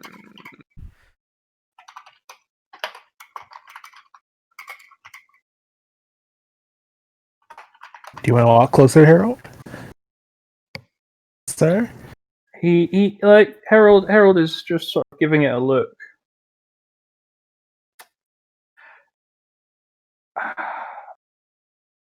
And he's going to sort of, without moving closer to it, he's going to try and like, if there's enough space of like, while keeping the same distance between him and the armor, he's going to try and like walk to one side, see if like there's Yeah. any sign of it following him, Sure. or if it's just like, Yeah, or I if it's get just what like you're trying to do.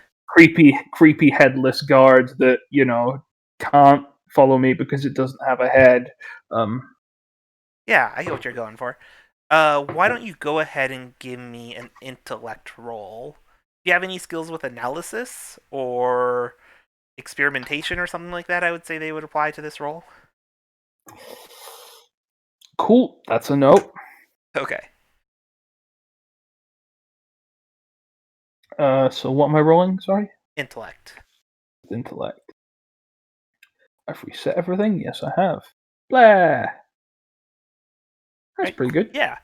So, you get the sense that it's a radial thing. So, it keeps on going into like as you step back, it'll like put the sword back in the ground. As you get closer, it'll pick it up again, and it's more radial than it is like within the room. So it seems to be spherical. It doesn't follow you or anything, but I assume you don't get close enough that like you step close enough for it to remove the sword, and you stop approaching, is what I'm guessing. But correct me if I'm wrong on that. So, if you had to guess, it definitely knows where you are. And maybe it only knows. You think maybe it only knows where you are within a certain radius? You're not sure. Harold is gonna call out to it. Might I pass?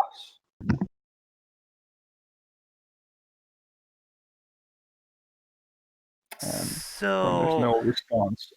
He's not out of character. I'm not expecting a response. Harold might because he's a bit odd, but yeah, I'm not expecting a response. So as you call out to it, the blue glow ignites into a flame where the head should be, and then Ooh.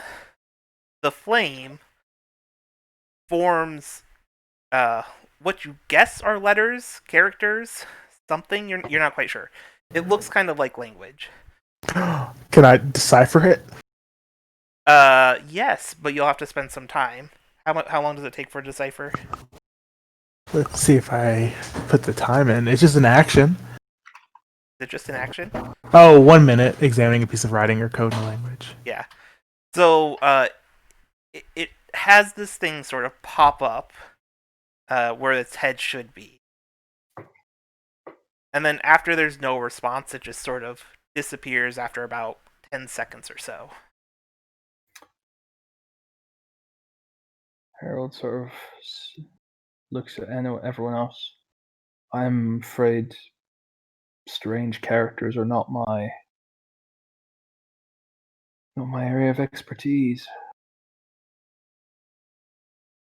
They might just be up my alley, though. And if Coda walks up and he's like, "May we pass?" And then he says it over and over again until he kind of makes sense if the words are the same or not. I need you to go. Yeah, it is fairly obvious to you that they're the same, but I'm going to need you to make an intellect roll for me to decipher it as you're like getting to do this 10 seconds at a time. Fair enough.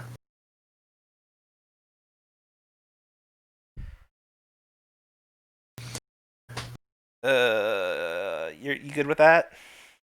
So, effort is declared before. Is that right? Effort is declared before. And then okay. Well, I'll spend an XP, and that lets me reroll, right? Yes, it does.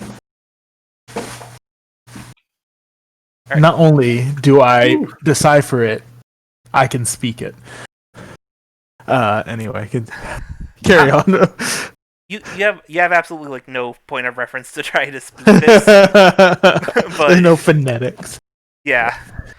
You get the sense that it's asking for, as you say stuff, it seems to be asking for, it's like invalid, it's saying like invalid, please, and then it's asking for like a passphrase. Oh. Okay. Hey, Oscar, I think it's asking for some sort of passphrase. Do you have anything in that storybook memory of yours? I've never been in this building before. What makes you think I would know anything of the sort? So we went through like to refresh my memory. Went through a door on the left. We had the room with the mimic piano. We came back out. Went into another one, and that's led us sort of this way. Right. There's him down into a basement. Yeah. And I only checked out the 2 rooms upstairs. And I feel like if there was something important there, you would have mentioned it. So there were doors on the right hand side. Well, the one room and the one closet, really, but yeah. Yeah, there are definitely more doors you guys haven't gone through if you want to go back upstairs and explore. But you only have an hour of the thing letting you guys through. An hour of what letting us through, sorry? The Cypher. My Cypher. Yeah. Right, yes, of course. And Cyphers are only one-use items, like once you use it, they're gone, right? That is correct. Okay. I don't know, though. Maybe we'll search the place and find the key. Yeah, it's possible. Can I do a perception to like just view the immediate surroundings and see if there's any clues towards a password or any like passcode or just like anything beyond what I see? Sure. You can make an intellectual perception. You have any Alright. perception skills they would apply to this? Nope, just the intellect. So that's a 13 there, boss. All right, you got a 4. Well, you beat difficulty 4. Yeah. I'll tell you as you're looking around, this thing seems very not like you can tell that the metal the door is made out of and the metal this is made out of is very different. They're not the same. This thing looks both old but well kept. But it looks quite old in some ways. But you're looking at it, it's not like rusty or poorly maintained at all. So that's a little strange. And looking around, you also see some slash marks in the wall and on the floor in various places closer to it. Oh, do they vary in number? Like this one has 3, this one has 1. It looks more like If you were to think about it, it looks more like there was this thing has fought in this room before. Mm.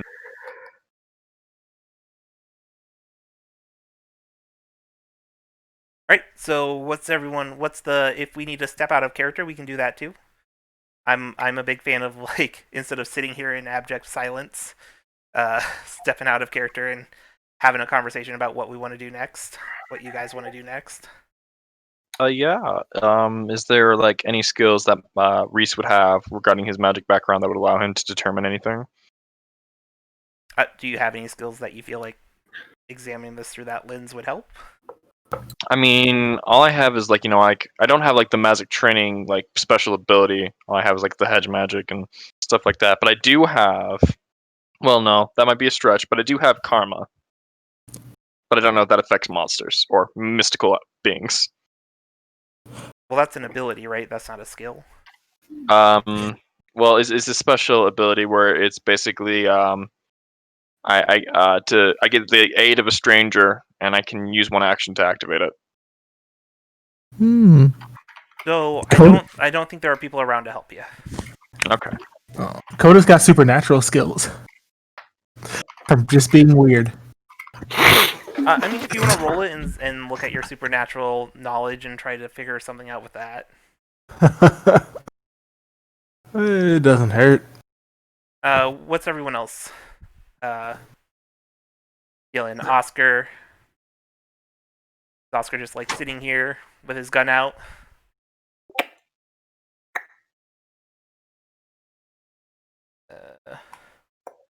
James in BRB mode again. Sorry. No, I was spacing out. What did you say? I apologize. What's Oscar doing? Still has the rifle trained on the big sword guy. Just kind of listening. What are James' opinion about what we should do next? I feel bad about the Cypher, but I feel like we should explore the house more. I mean, you guys at least we know where you're an looking hour. for a password. Yeah, you guys also have an hour. I'll say you probably have used 15 minutes of it doing all your stuff down here. Oh wait, if we're on this side of the door, is there a way to unlock it from this side? No, it's a keyhole lock. Okay.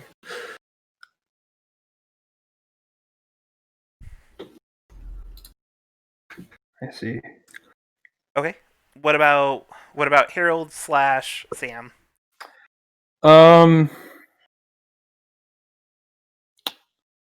mean, both Harold and Sam's brain are currently more Very or less on tired. the same wavelength. No, well, I mean, not really, because my sleep patterns all over the place. Yeah,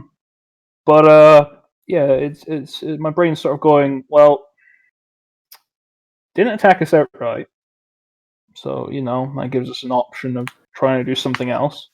And we've managed to decipher through Coda that it wants some kind of passphrase. I mean, it's not much of a lead, but it is a lead, and it shows us that there's very clearly something important behind that door.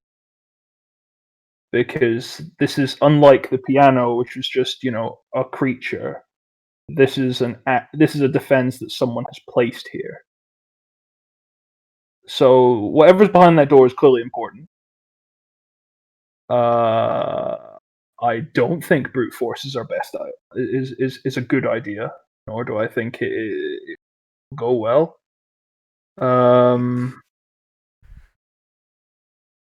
Okay, cool. Lapis / Julia. In character, she's definitely waiting until people give her the go ahead to just smash things. Out of character, I agree with James that because I don't think our perception rolls were that bad. So if we haven't noticed something in this room at this, I kind of feel like we should be searching inside of it. And I think also Mick has designed this world so we don't need to feel guilty about ciphers anymore. So, I mean, I don't really care. Yeah, you just need to buy some of the stuff to make a new one. So, yeah, we'll have the option to. I can't wait to sell my riding one. This is just like the worst skill it could have rolled. I'm sorry, but it's It's oh my no, God. it's great. Man. I honored the dice. Yeah, yeah. I'll offload it on someone. It'll be great. Yeah. All right. Brandon / Coda. Yeah, so he's not sensing any spookiness, so he agrees that, hey, let's see if we can find a key and maybe some like writings under the floorboards or something. Okay, and then finally Reese / Alec. Yeah, hearing all that, I think Reese will make the case that he'll try to stay here and try to discern some more information, and at worst, if they're gone for more than an hour, then he can open the door from the other side. So the door does not open from the other side. It's a keyhole lock, so you need a key. Ah. Well, then I will join them in the search, and I will start with the upstairs room, like I was going to originally, and go from there. Yeah, that's probably a better idea than possibly being trapped in this basement forever. Forever. You know, I think I remember a story about a lock. Lockpick. Oh man. Here we go. Yeah. Nah, I can't remember it. Alright, so you guys go ahead and want to head back upstairs. So, depending on what you want, we could do like the whole you search through every room and I tell you what's in it. Or we can leave this up to some rolls. What are people feeling?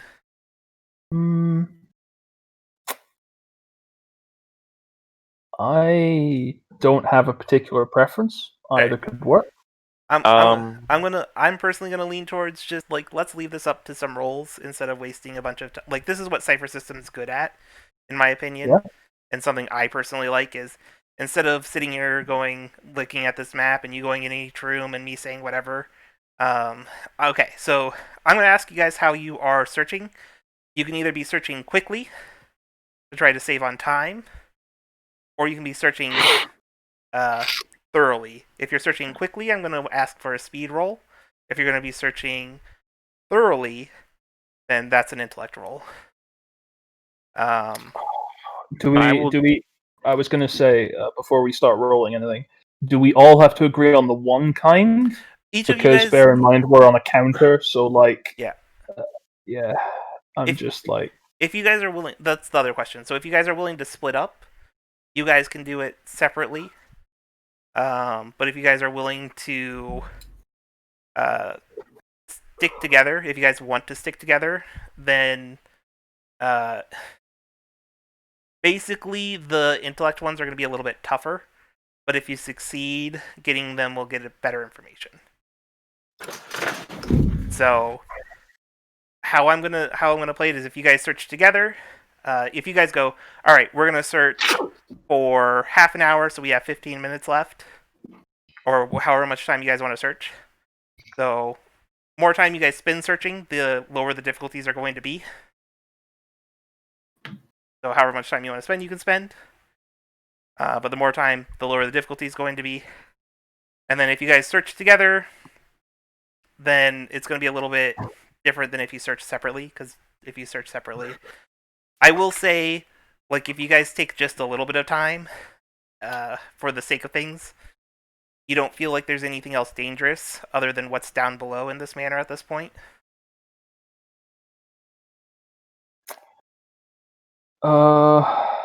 Bearing in mind that there is still that timer ticking, like that sort of that power ticking down in the background. I don't know. What do you guys reckon? Do you reckon we should like split up and look for clues, Scoob, or? Yeah, I'll go with Velma. Yeah, I'm cool with that. I'm definitely taking upstairs. Whoever wants to come upstairs with me can. I'm gonna stick down ground floor because there were all those other doors as well, so you check them out. No rock unrolled. I guess I'll go upstairs with Reese. I'll stay down. Okay, that just leaves Oscar. You know, this actually does remind me of a story. You're going to waste one of your precious minutes to tell a story? I'm going to use another intellect point. It only cost me one intellect point. Yeah. It overwrites the other ability, right? Yes. Okay. Wait, what was the last one? Survival. Survival. Yeah, I guess that was less than an hour ago, technically. Yeah, I'm gonna pick up with the lockpick story, and it's like, oh, a guy he picked a lock into a room. We were trying to get into this guy's house, and then we ended up searching his house for ages and found basically nothing. Except we did find something. It just keeps going. Well, we found basically nothing, except for the thing we found, which was Yeah. incredibly important to the story. Did I mention the dog? Right, we were looking for the dog. We didn't find the dog, but... But we heard a subtle woof in the background. Yeah, so you start telling your story. I'm gonna do it to perception. Alright. Alright, so who's searching quickly and who's searching thoroughly? Intellect is technically my better pool. However, I don't know if having a bigger pool actually makes any difference. It does not. Well, I mean, it makes a difference for if you want to spend effort, right? I think you also have an intellect edge, which helps as well. I do, yeah. Gnarly. Okay, that's yeah, because that does something, and I can't remember what. I know the system, honest. Yeah. He's probably going thorough. Alright, so you're thorough downstairs. How is Lapis searching? So, just mechanically, like if Lapis was to thoroughly search too, could she be an asset on his roll? Would that work? If you two are searching together, yeah, absolutely. Yeah, then I'll do that. I'll follow his lead. Cool. Okay. And I'm going to do it, lads. I'm a popping effort. Okay, hold on one moment. Let's figure out what everyone's doing. Get the roll set up, though. Get everything locked and loaded. I've ticked the boxes. Alright, cool. So, what's Oscar doing? I'm gonna follow somebody and help them. Whoever wants help. Alright, so you're going upstairs? Sure. Alright. So, Oscar's gonna aid. Who is... what are Reese and Coda doing? Reese is definitely going to take his time, and I'm going to do it through my intellect pool. How do you spend effort again? So, you'll check the box to spend effort for each level. You Okay, reduce the difficulty by 1. The first level will cost 3 effort. You can only do 1 level right now. Where is that? It should be Is in that the center of the sheet, towards the actions? top. Yeah, where it says roll F. If you change that to 1, that'll. Yeah. Okay, so turn that to 1. Yep, and then you'll And then subtract just 3 points from your intellect pool, but it'll only be 2 because you have an intellect edge of 1. Yeah. Alright, so That'll you're be going to it. be searching thoroughly. So have that locked and loaded. Coda? Taking point from Reese, he'll search thoroughly from the other direction, kind of meeting in the middle. Okay, so you're going to be searching a different area. Yeah. And then And who's Oscar assisting? Whoever wants it. Oh, I think they both would like it. Let me see here. 2. I'll help Coda. Okay, so Coda, you will have an asset. Okay. Alright, so everyone can go ahead and make their rolls.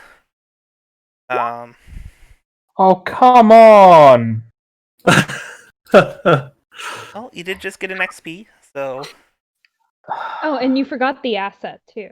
So Yeah, but No, you I got didn't. 1, so it doesn't super matter. But I got an XP. Can I spend that XP to reroll? You most certainly can. Can't get worse than a 1. I mean, you can still get a 1, but you can't get worse than a run. Wow. It's a lot better, though. Jeez. Oh, Let's see. So Coda... also, Reese and Coda should have my trained. Yep. Oh, And then Coda marked his asset. Reese has that marked. Oh, no, Reese spent effort. Okay. Alright. So, downstairs... how long are you searching? Sorry, that's the one thing I forgot to ask. I should have asked before you rolled. Probably a solid half hour. You know, that Yeah. sounds thorough. I agree with that. Okay. Cool. So downstairs, you guys don't find anything particularly interesting, but you do come upon a chest that has a lock on it that is still sort of intact, and you note where that room is. You could drag it out; it's pretty sizable, but it looks old. The lock looks old, unlike the other locks. They don't look new, so this looks like it was maybe left behind a while ago. And yeah, upstairs, Reese, you find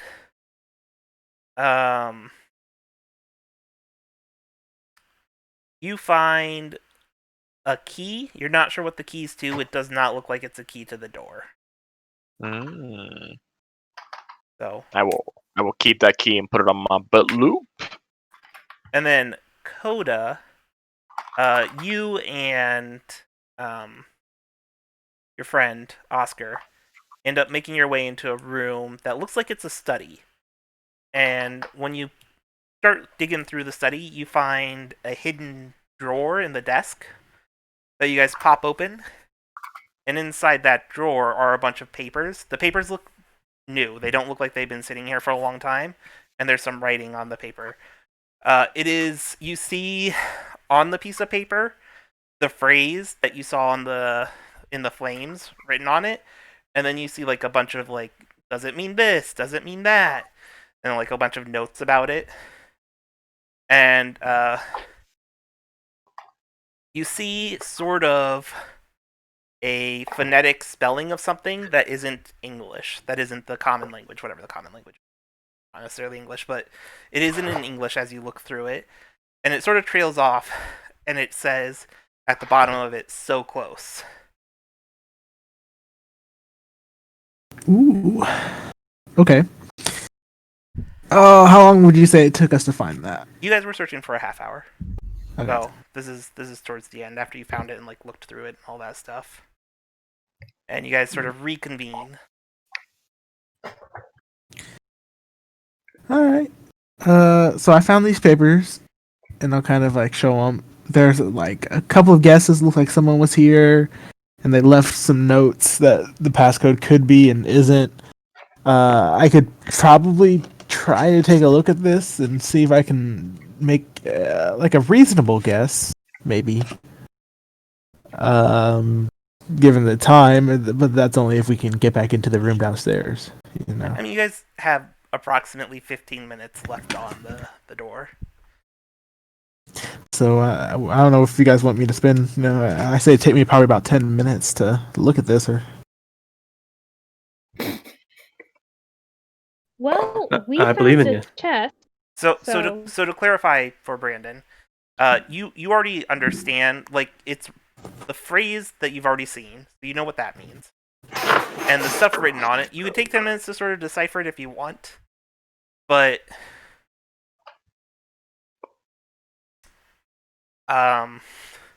it'd take another 10 minutes, I guess, to I don't know. So I'm not sure how much that'll help. Well, I appreciate it. So we can probably try this passcode, guys. I don't know. Maybe it'll work. Maybe it won't. That's all I found.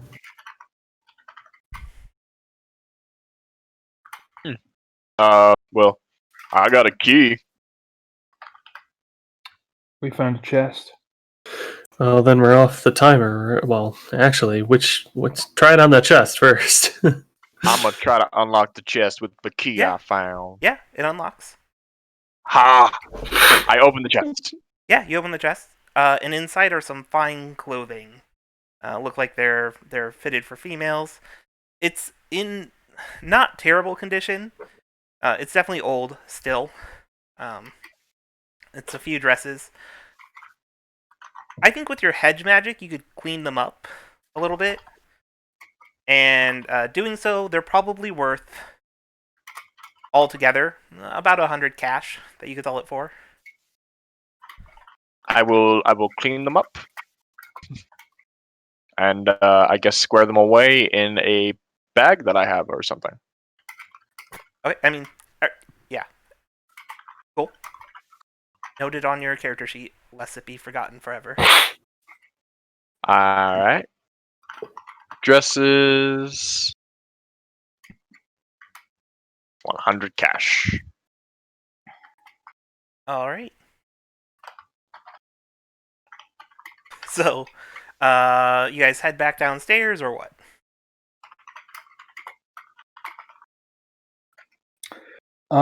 Yeah. Well, I mean, we've checked that, so I guess now we put faith in Coda's ability to bullshit a password. That's a point, actually. The key. Did it look like it would have fit the door as well? I very much doubt No. that. Yeah, Yep. that's fair. Yep. That's Looking fair. at it, it's definitely not the size of a door key. Like it's a little bit smaller. And once we leave this house, it will go on our keyring and never be used again. Okay. I mean, I can't think of anything else we can do other than anyone else. I vote for trying the codes or whatever's on those papers. I'm not sure what else we can do. I love it. He's called Coda, and he's doing the code. It was predestined. Written It in the was. stars. All part of the plan. All right. So you guys head back downstairs. All right. I'm going to invoke my rules given right for a GM intrusion. Everyone can mark down an XP. As the last person is going through, which are you guys going in the same order? So it's Reese. Yeah, I think so. All right, Reese, you make your way through, but one of the loose piece of your clothing gets caught in the door. It seems you guys lost track of time a little bit, and the effect has worn off. Oh dear. Ooh. I suppose that would be like is it like a decent bit of clothing, or is it like just you like can like a pull little it bit? off. Like you pull it off, and you comically probably like with the sudden release, flip back into Lapis, who's behind you, and she catches you, preventing you from falling down the stairs. But Ah, damn. That is rather unfortunate. yeah, the more important thing is that your magic way out is no longer going to be working. It's just as well that you move as fast as you do. I shudder to think what would have happened if you'd been just a little slower. Let's not think about that. That sounds like a very good idea. Coda, I believe you had ideas for how to get us past the Guardian. Yeah. I guess he'll kind of say some of the words that were on there that was like so close. Yeah. So do you have this is an intellect roll. Do you have any skills that help with solving puzzles? No, I do not. All right, so this will be just a straight intellect roll. What's everyone want to do with this? I mean, the ways you guys remember, there are a lot of ways you guys can try to increase the chance of success here. So, I guess I want to add my intelligence to assist Coda in getting things squared away with that roll. okay. So you're gonna act as an asset just by sort of trying to piece it together with him. Yep. Okay. So he can still get one more asset. I'll spend an effort. Okay. That's 3, right? Yep. So Coda's opting up an effort. What about everybody else?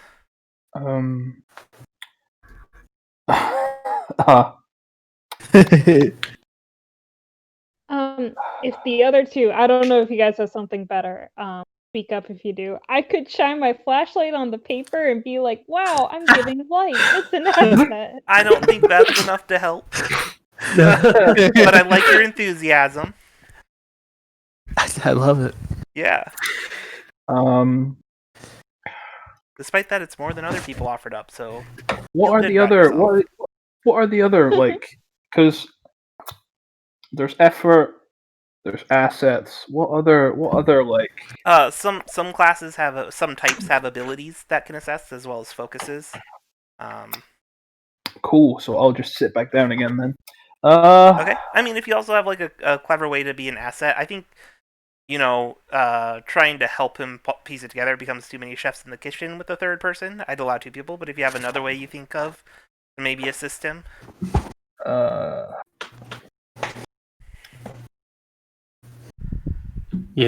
Maybe I can jog your memory with a story. Man, once I get another intellect edge, it's just like I can use it for free. And oh boy. So then the power of Oscar stories will be unleashed. there is a feature of Cypher system I could call upon right now that I haven't before. Yeah. And that is the fact that you gave us an XP by initiating a GM intrusion.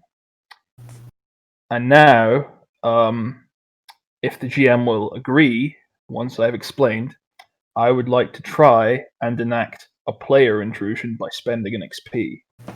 Okay. What is your player intrusion? It goes along the lines of convenient idea, which is a flash of insight provides you with a clear answer or suggests a course of action with regard to an urgent question, problem, or obstacle you're facing.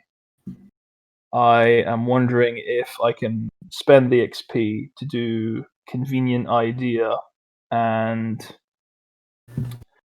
provide some kind of benefit, whether like just any kind of benefit to this. If the answer is no, that's fine. It's just my other two don't work at all because one of them's like, a ruined thing works again, and the other one is like a device breaks. So it's like you make something break, you make something fix. You have an idea. Okay. So I think seeing that this thing communicates with flames, maybe you think communicating with flames will help. Adding a flame element to it will help. So I'll let you act as an asset. Give him the additional asset. Yeah. Herald will try because the thing makes the symbols appear in flames, right? Yeah. Mhm. So Herald will once Coda shows him the symbols, he'll make them out of fire in his hand, trying to mimic what the head flame does. Yeah. I think you could definitely do that and be an asset with that. So you got your 2 assets that you can have. Coda, you're spending an effort. Yeah. That's about everything. You like that roll, Coda? Oh my gosh. I mean, not after all that. Wow. All right. Ooh, Well, 6. You gotta keep in mind, 6 is still beyond what a regular human is capable of at their best. Oh, I was gonna give you. You have. You also are trained, right? Yeah, Oscar, I did you were just- spend my. I didn't tell a story because I figured the details of the story were important at the moment. Okay. So with that training on top of it, Oscar kind of trains you in, I don't know, communication skills or something. Sure. Puzzle solving. Puzzle solving. This reminds me of a puzzle. So you call out, and the symbols appear in the flames again. And this time, it steps aside, and digs its sword into the ground, revealing the metallic door. And now that you have a clear shot at the door, you can see there are slash marks on the door as well. Like someone has attacked the doorway? Yeah. Wow, okay. Why get past the guardian to attack the door? Looking at it, you get the sense that it is a big ass sword that's flashed at it.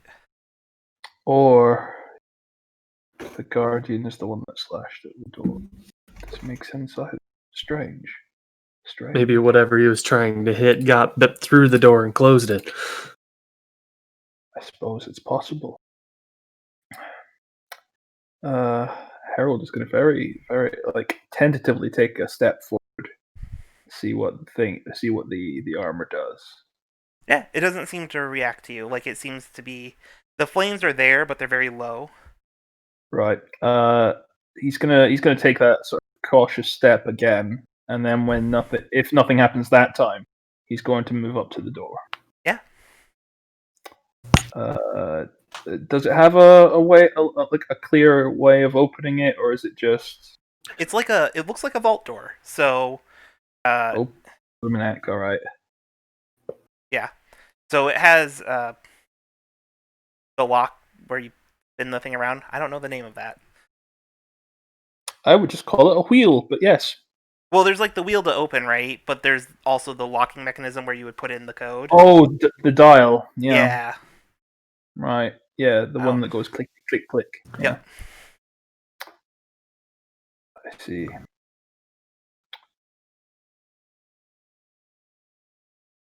He's gonna look at it, like tilt his head to the side, which probably looks really weird given Harold. And he's gonna look back at everyone else and go, "I don't suppose anyone is good at combinations." Nope. Excellent. I suppose I will get started. Okay. I get the sense that you're just going to try to weld this thing open. I mean, I hadn't even thought of that. I could try.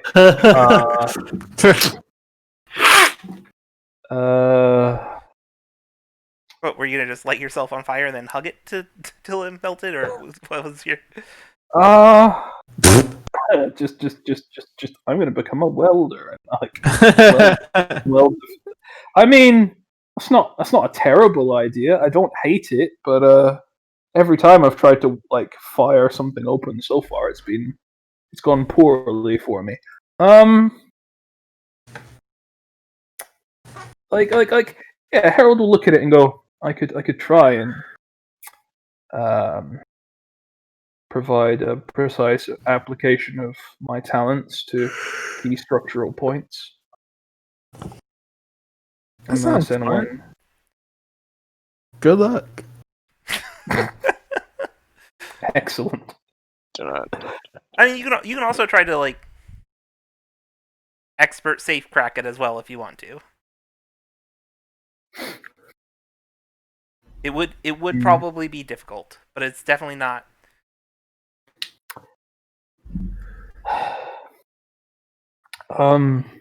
Excuse me, Mr. Dunn. Something you need? I wondered if in all of your travels you had encountered anybody that was good at locks. I will say, I think solving puzzles as a skill will apply to this. Oh, okay. Hey, sick. Oh, you told you that story. Oh, right. Apologies, Mr. Dunn. I can repeat it if you want. Yeah. I like the idea that Oscar says that, and just behind him out of view, just in view, Lapis is just doing the hand across the neck. No, got it.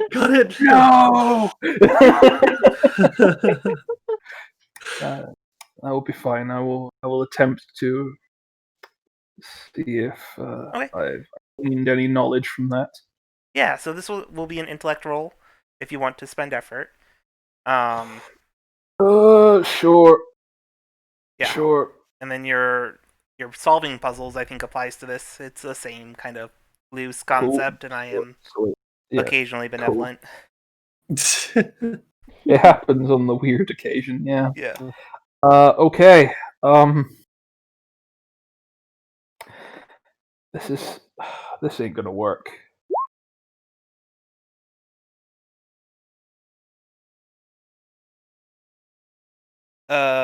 You good with that roll?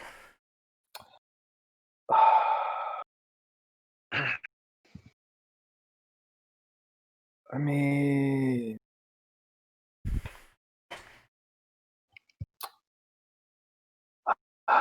That's a 40% chance I get worse. 49% chance I get better. I'm gonna leave it at that, I think. Alright. That is not enough to make it through Yeah. that way.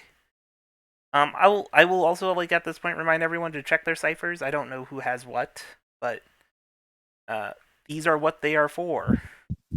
Yeah. Oh, hang on a minute.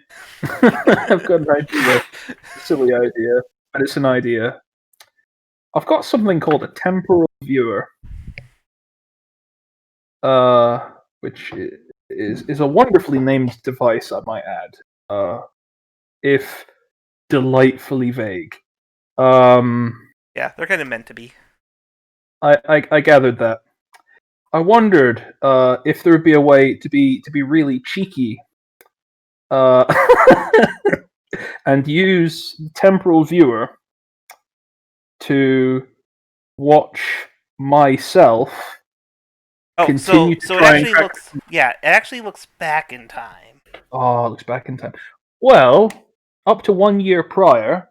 Yeah. So, can he use it to look back in time to when someone opened the lock?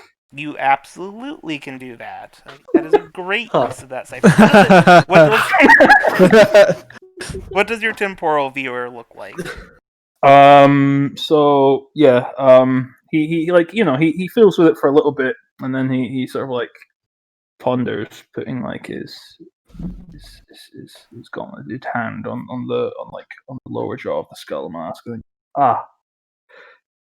And he pulls, like he reaches into the folds and he pulls out a.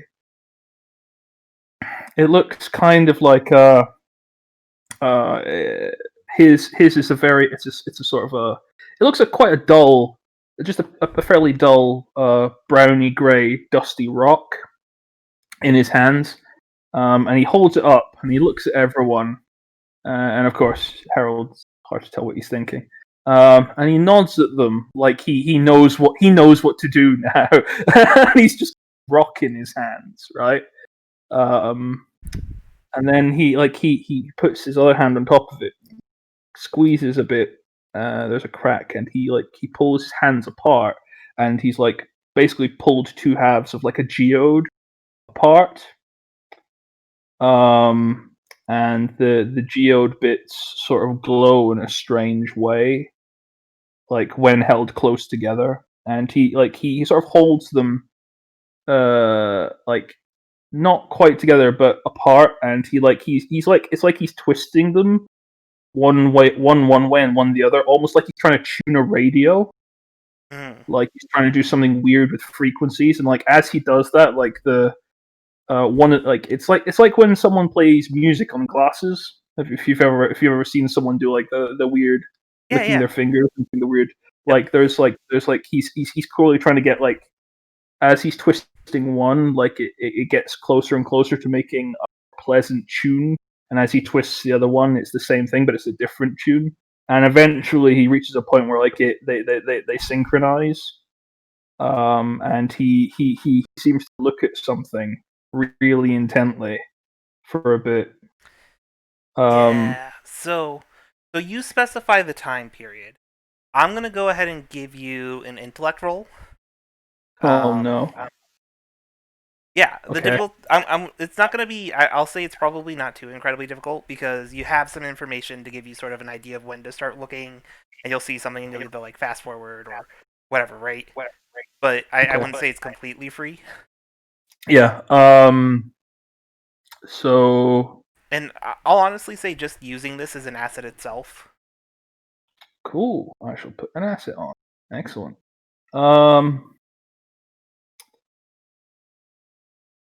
No, I'm not gonna. Yeah. No. I'll rely on the asset. Yeah. Well, here goes. Here's to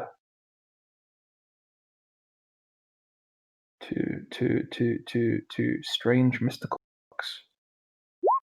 You have failed me, strange mystical rock. All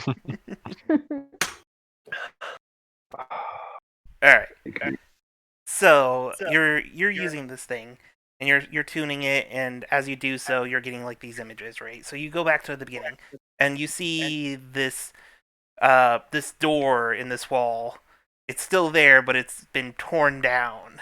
It's completely different. It looks like it was completely different. They tore out some of the stuff behind. You fast forward a little bit. You see people working on putting this big metal hunk onto the wall. This is relatively recent.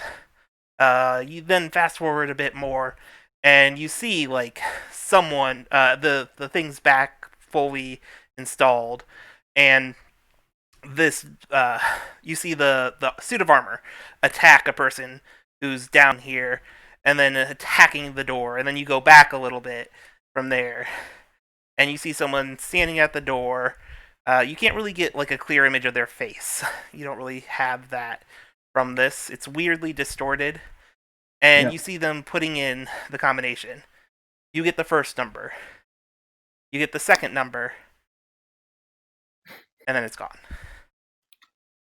Yeah, so he'll go looking at it, and then there'll just be like the slightest exhalation of breath, like just the hint of a sigh, and the two houses of stone are just going to crumble into dust in his hands. So close. I know the first two numbers. That's it? I'm afraid I wasn't able to glean much more. Better than nothing. Yeah, I'd say so. Looking back in time is not an exact science. Mm. In fact, it's probably science. Anyway, so he goes back to the door and he goes, okay, so the first two numbers up. And he'll put the first real number one in, and he'll listen for what sound it makes. Yeah, okay, so you're trying to figure out how to pick it. I'm gonna also say, like, as you're saying these numbers out loud, can both Oscar and Coda give me intellect rolls? If you have any skills to do with memory, they would apply. Yeah, no, not concerning that kind of thing. But there we go. Nice. Yeah. Okay. So, Coda, as he says those numbers, you have a thought, and you start pulling out the pieces of paper you pulled from that office upstairs and start just rushing through them. And you find those two numbers and another one with it. Harold, try 15 or whatever the number is. Yeah. Yep, Harold will basically do the first two numbers that he knows, the one that Coda suggested. Yeah, and you hear a large thunk as the mechanism releases. Good eye, Coda. Good eye. Yes. And we'll open the door. Alright, so you guys turn the door, you shove it open, and we get like a shot towards the door as a bunch of mist starts coming out, obscuring whatever's behind it. Everyone now starts feeling the effect of magic. At this point, it's a little bit rough on you, Oscar, as it kind of floods your senses as it pours out of this room. And that is where we'll end. Nice. Nice. Alright, well, Starting to pull together. yeah. Hung. Yeah. So anyone who is listening to this, thank you. Anyone who watches this, thank you. We are live on Twitch if you want to come check us out on Twitch every Monday for the time being at 7, technically 7:30. We go live at 7 if you want to come hang out with us and keep us company. But the game will start at 7:30 Central Time. So if you're someone that I've recommended or I've thrown one of the videos at and I've told to watch the stream, That's midnight for all of us across the pond. But then again, if I've thrown the video at you, you probably have a terrible sleeping pattern like I do, so Yeah. that Yeah. shouldn't be much of an issue. Yes. And if you missed this or hopped in towards the end, we also have YouTube. It's just Super Epic Us. I believe I linked the YouTube channel in the description, in the bio for us. Like a good person promoting cross things. There the VODs will be maybe a little more stable. I don't really know. Otherwise, you can watch the VODs on Twitch, but they will be gone eventually. So keep that in mind. Yeah. Other than that, thanks for wasting 3 hours of your lives on us. What are you doing? Ah. All right. We'll talk. We'll see you guys hopefully next time. Bye. Bye. Bye. Bye. Poisons.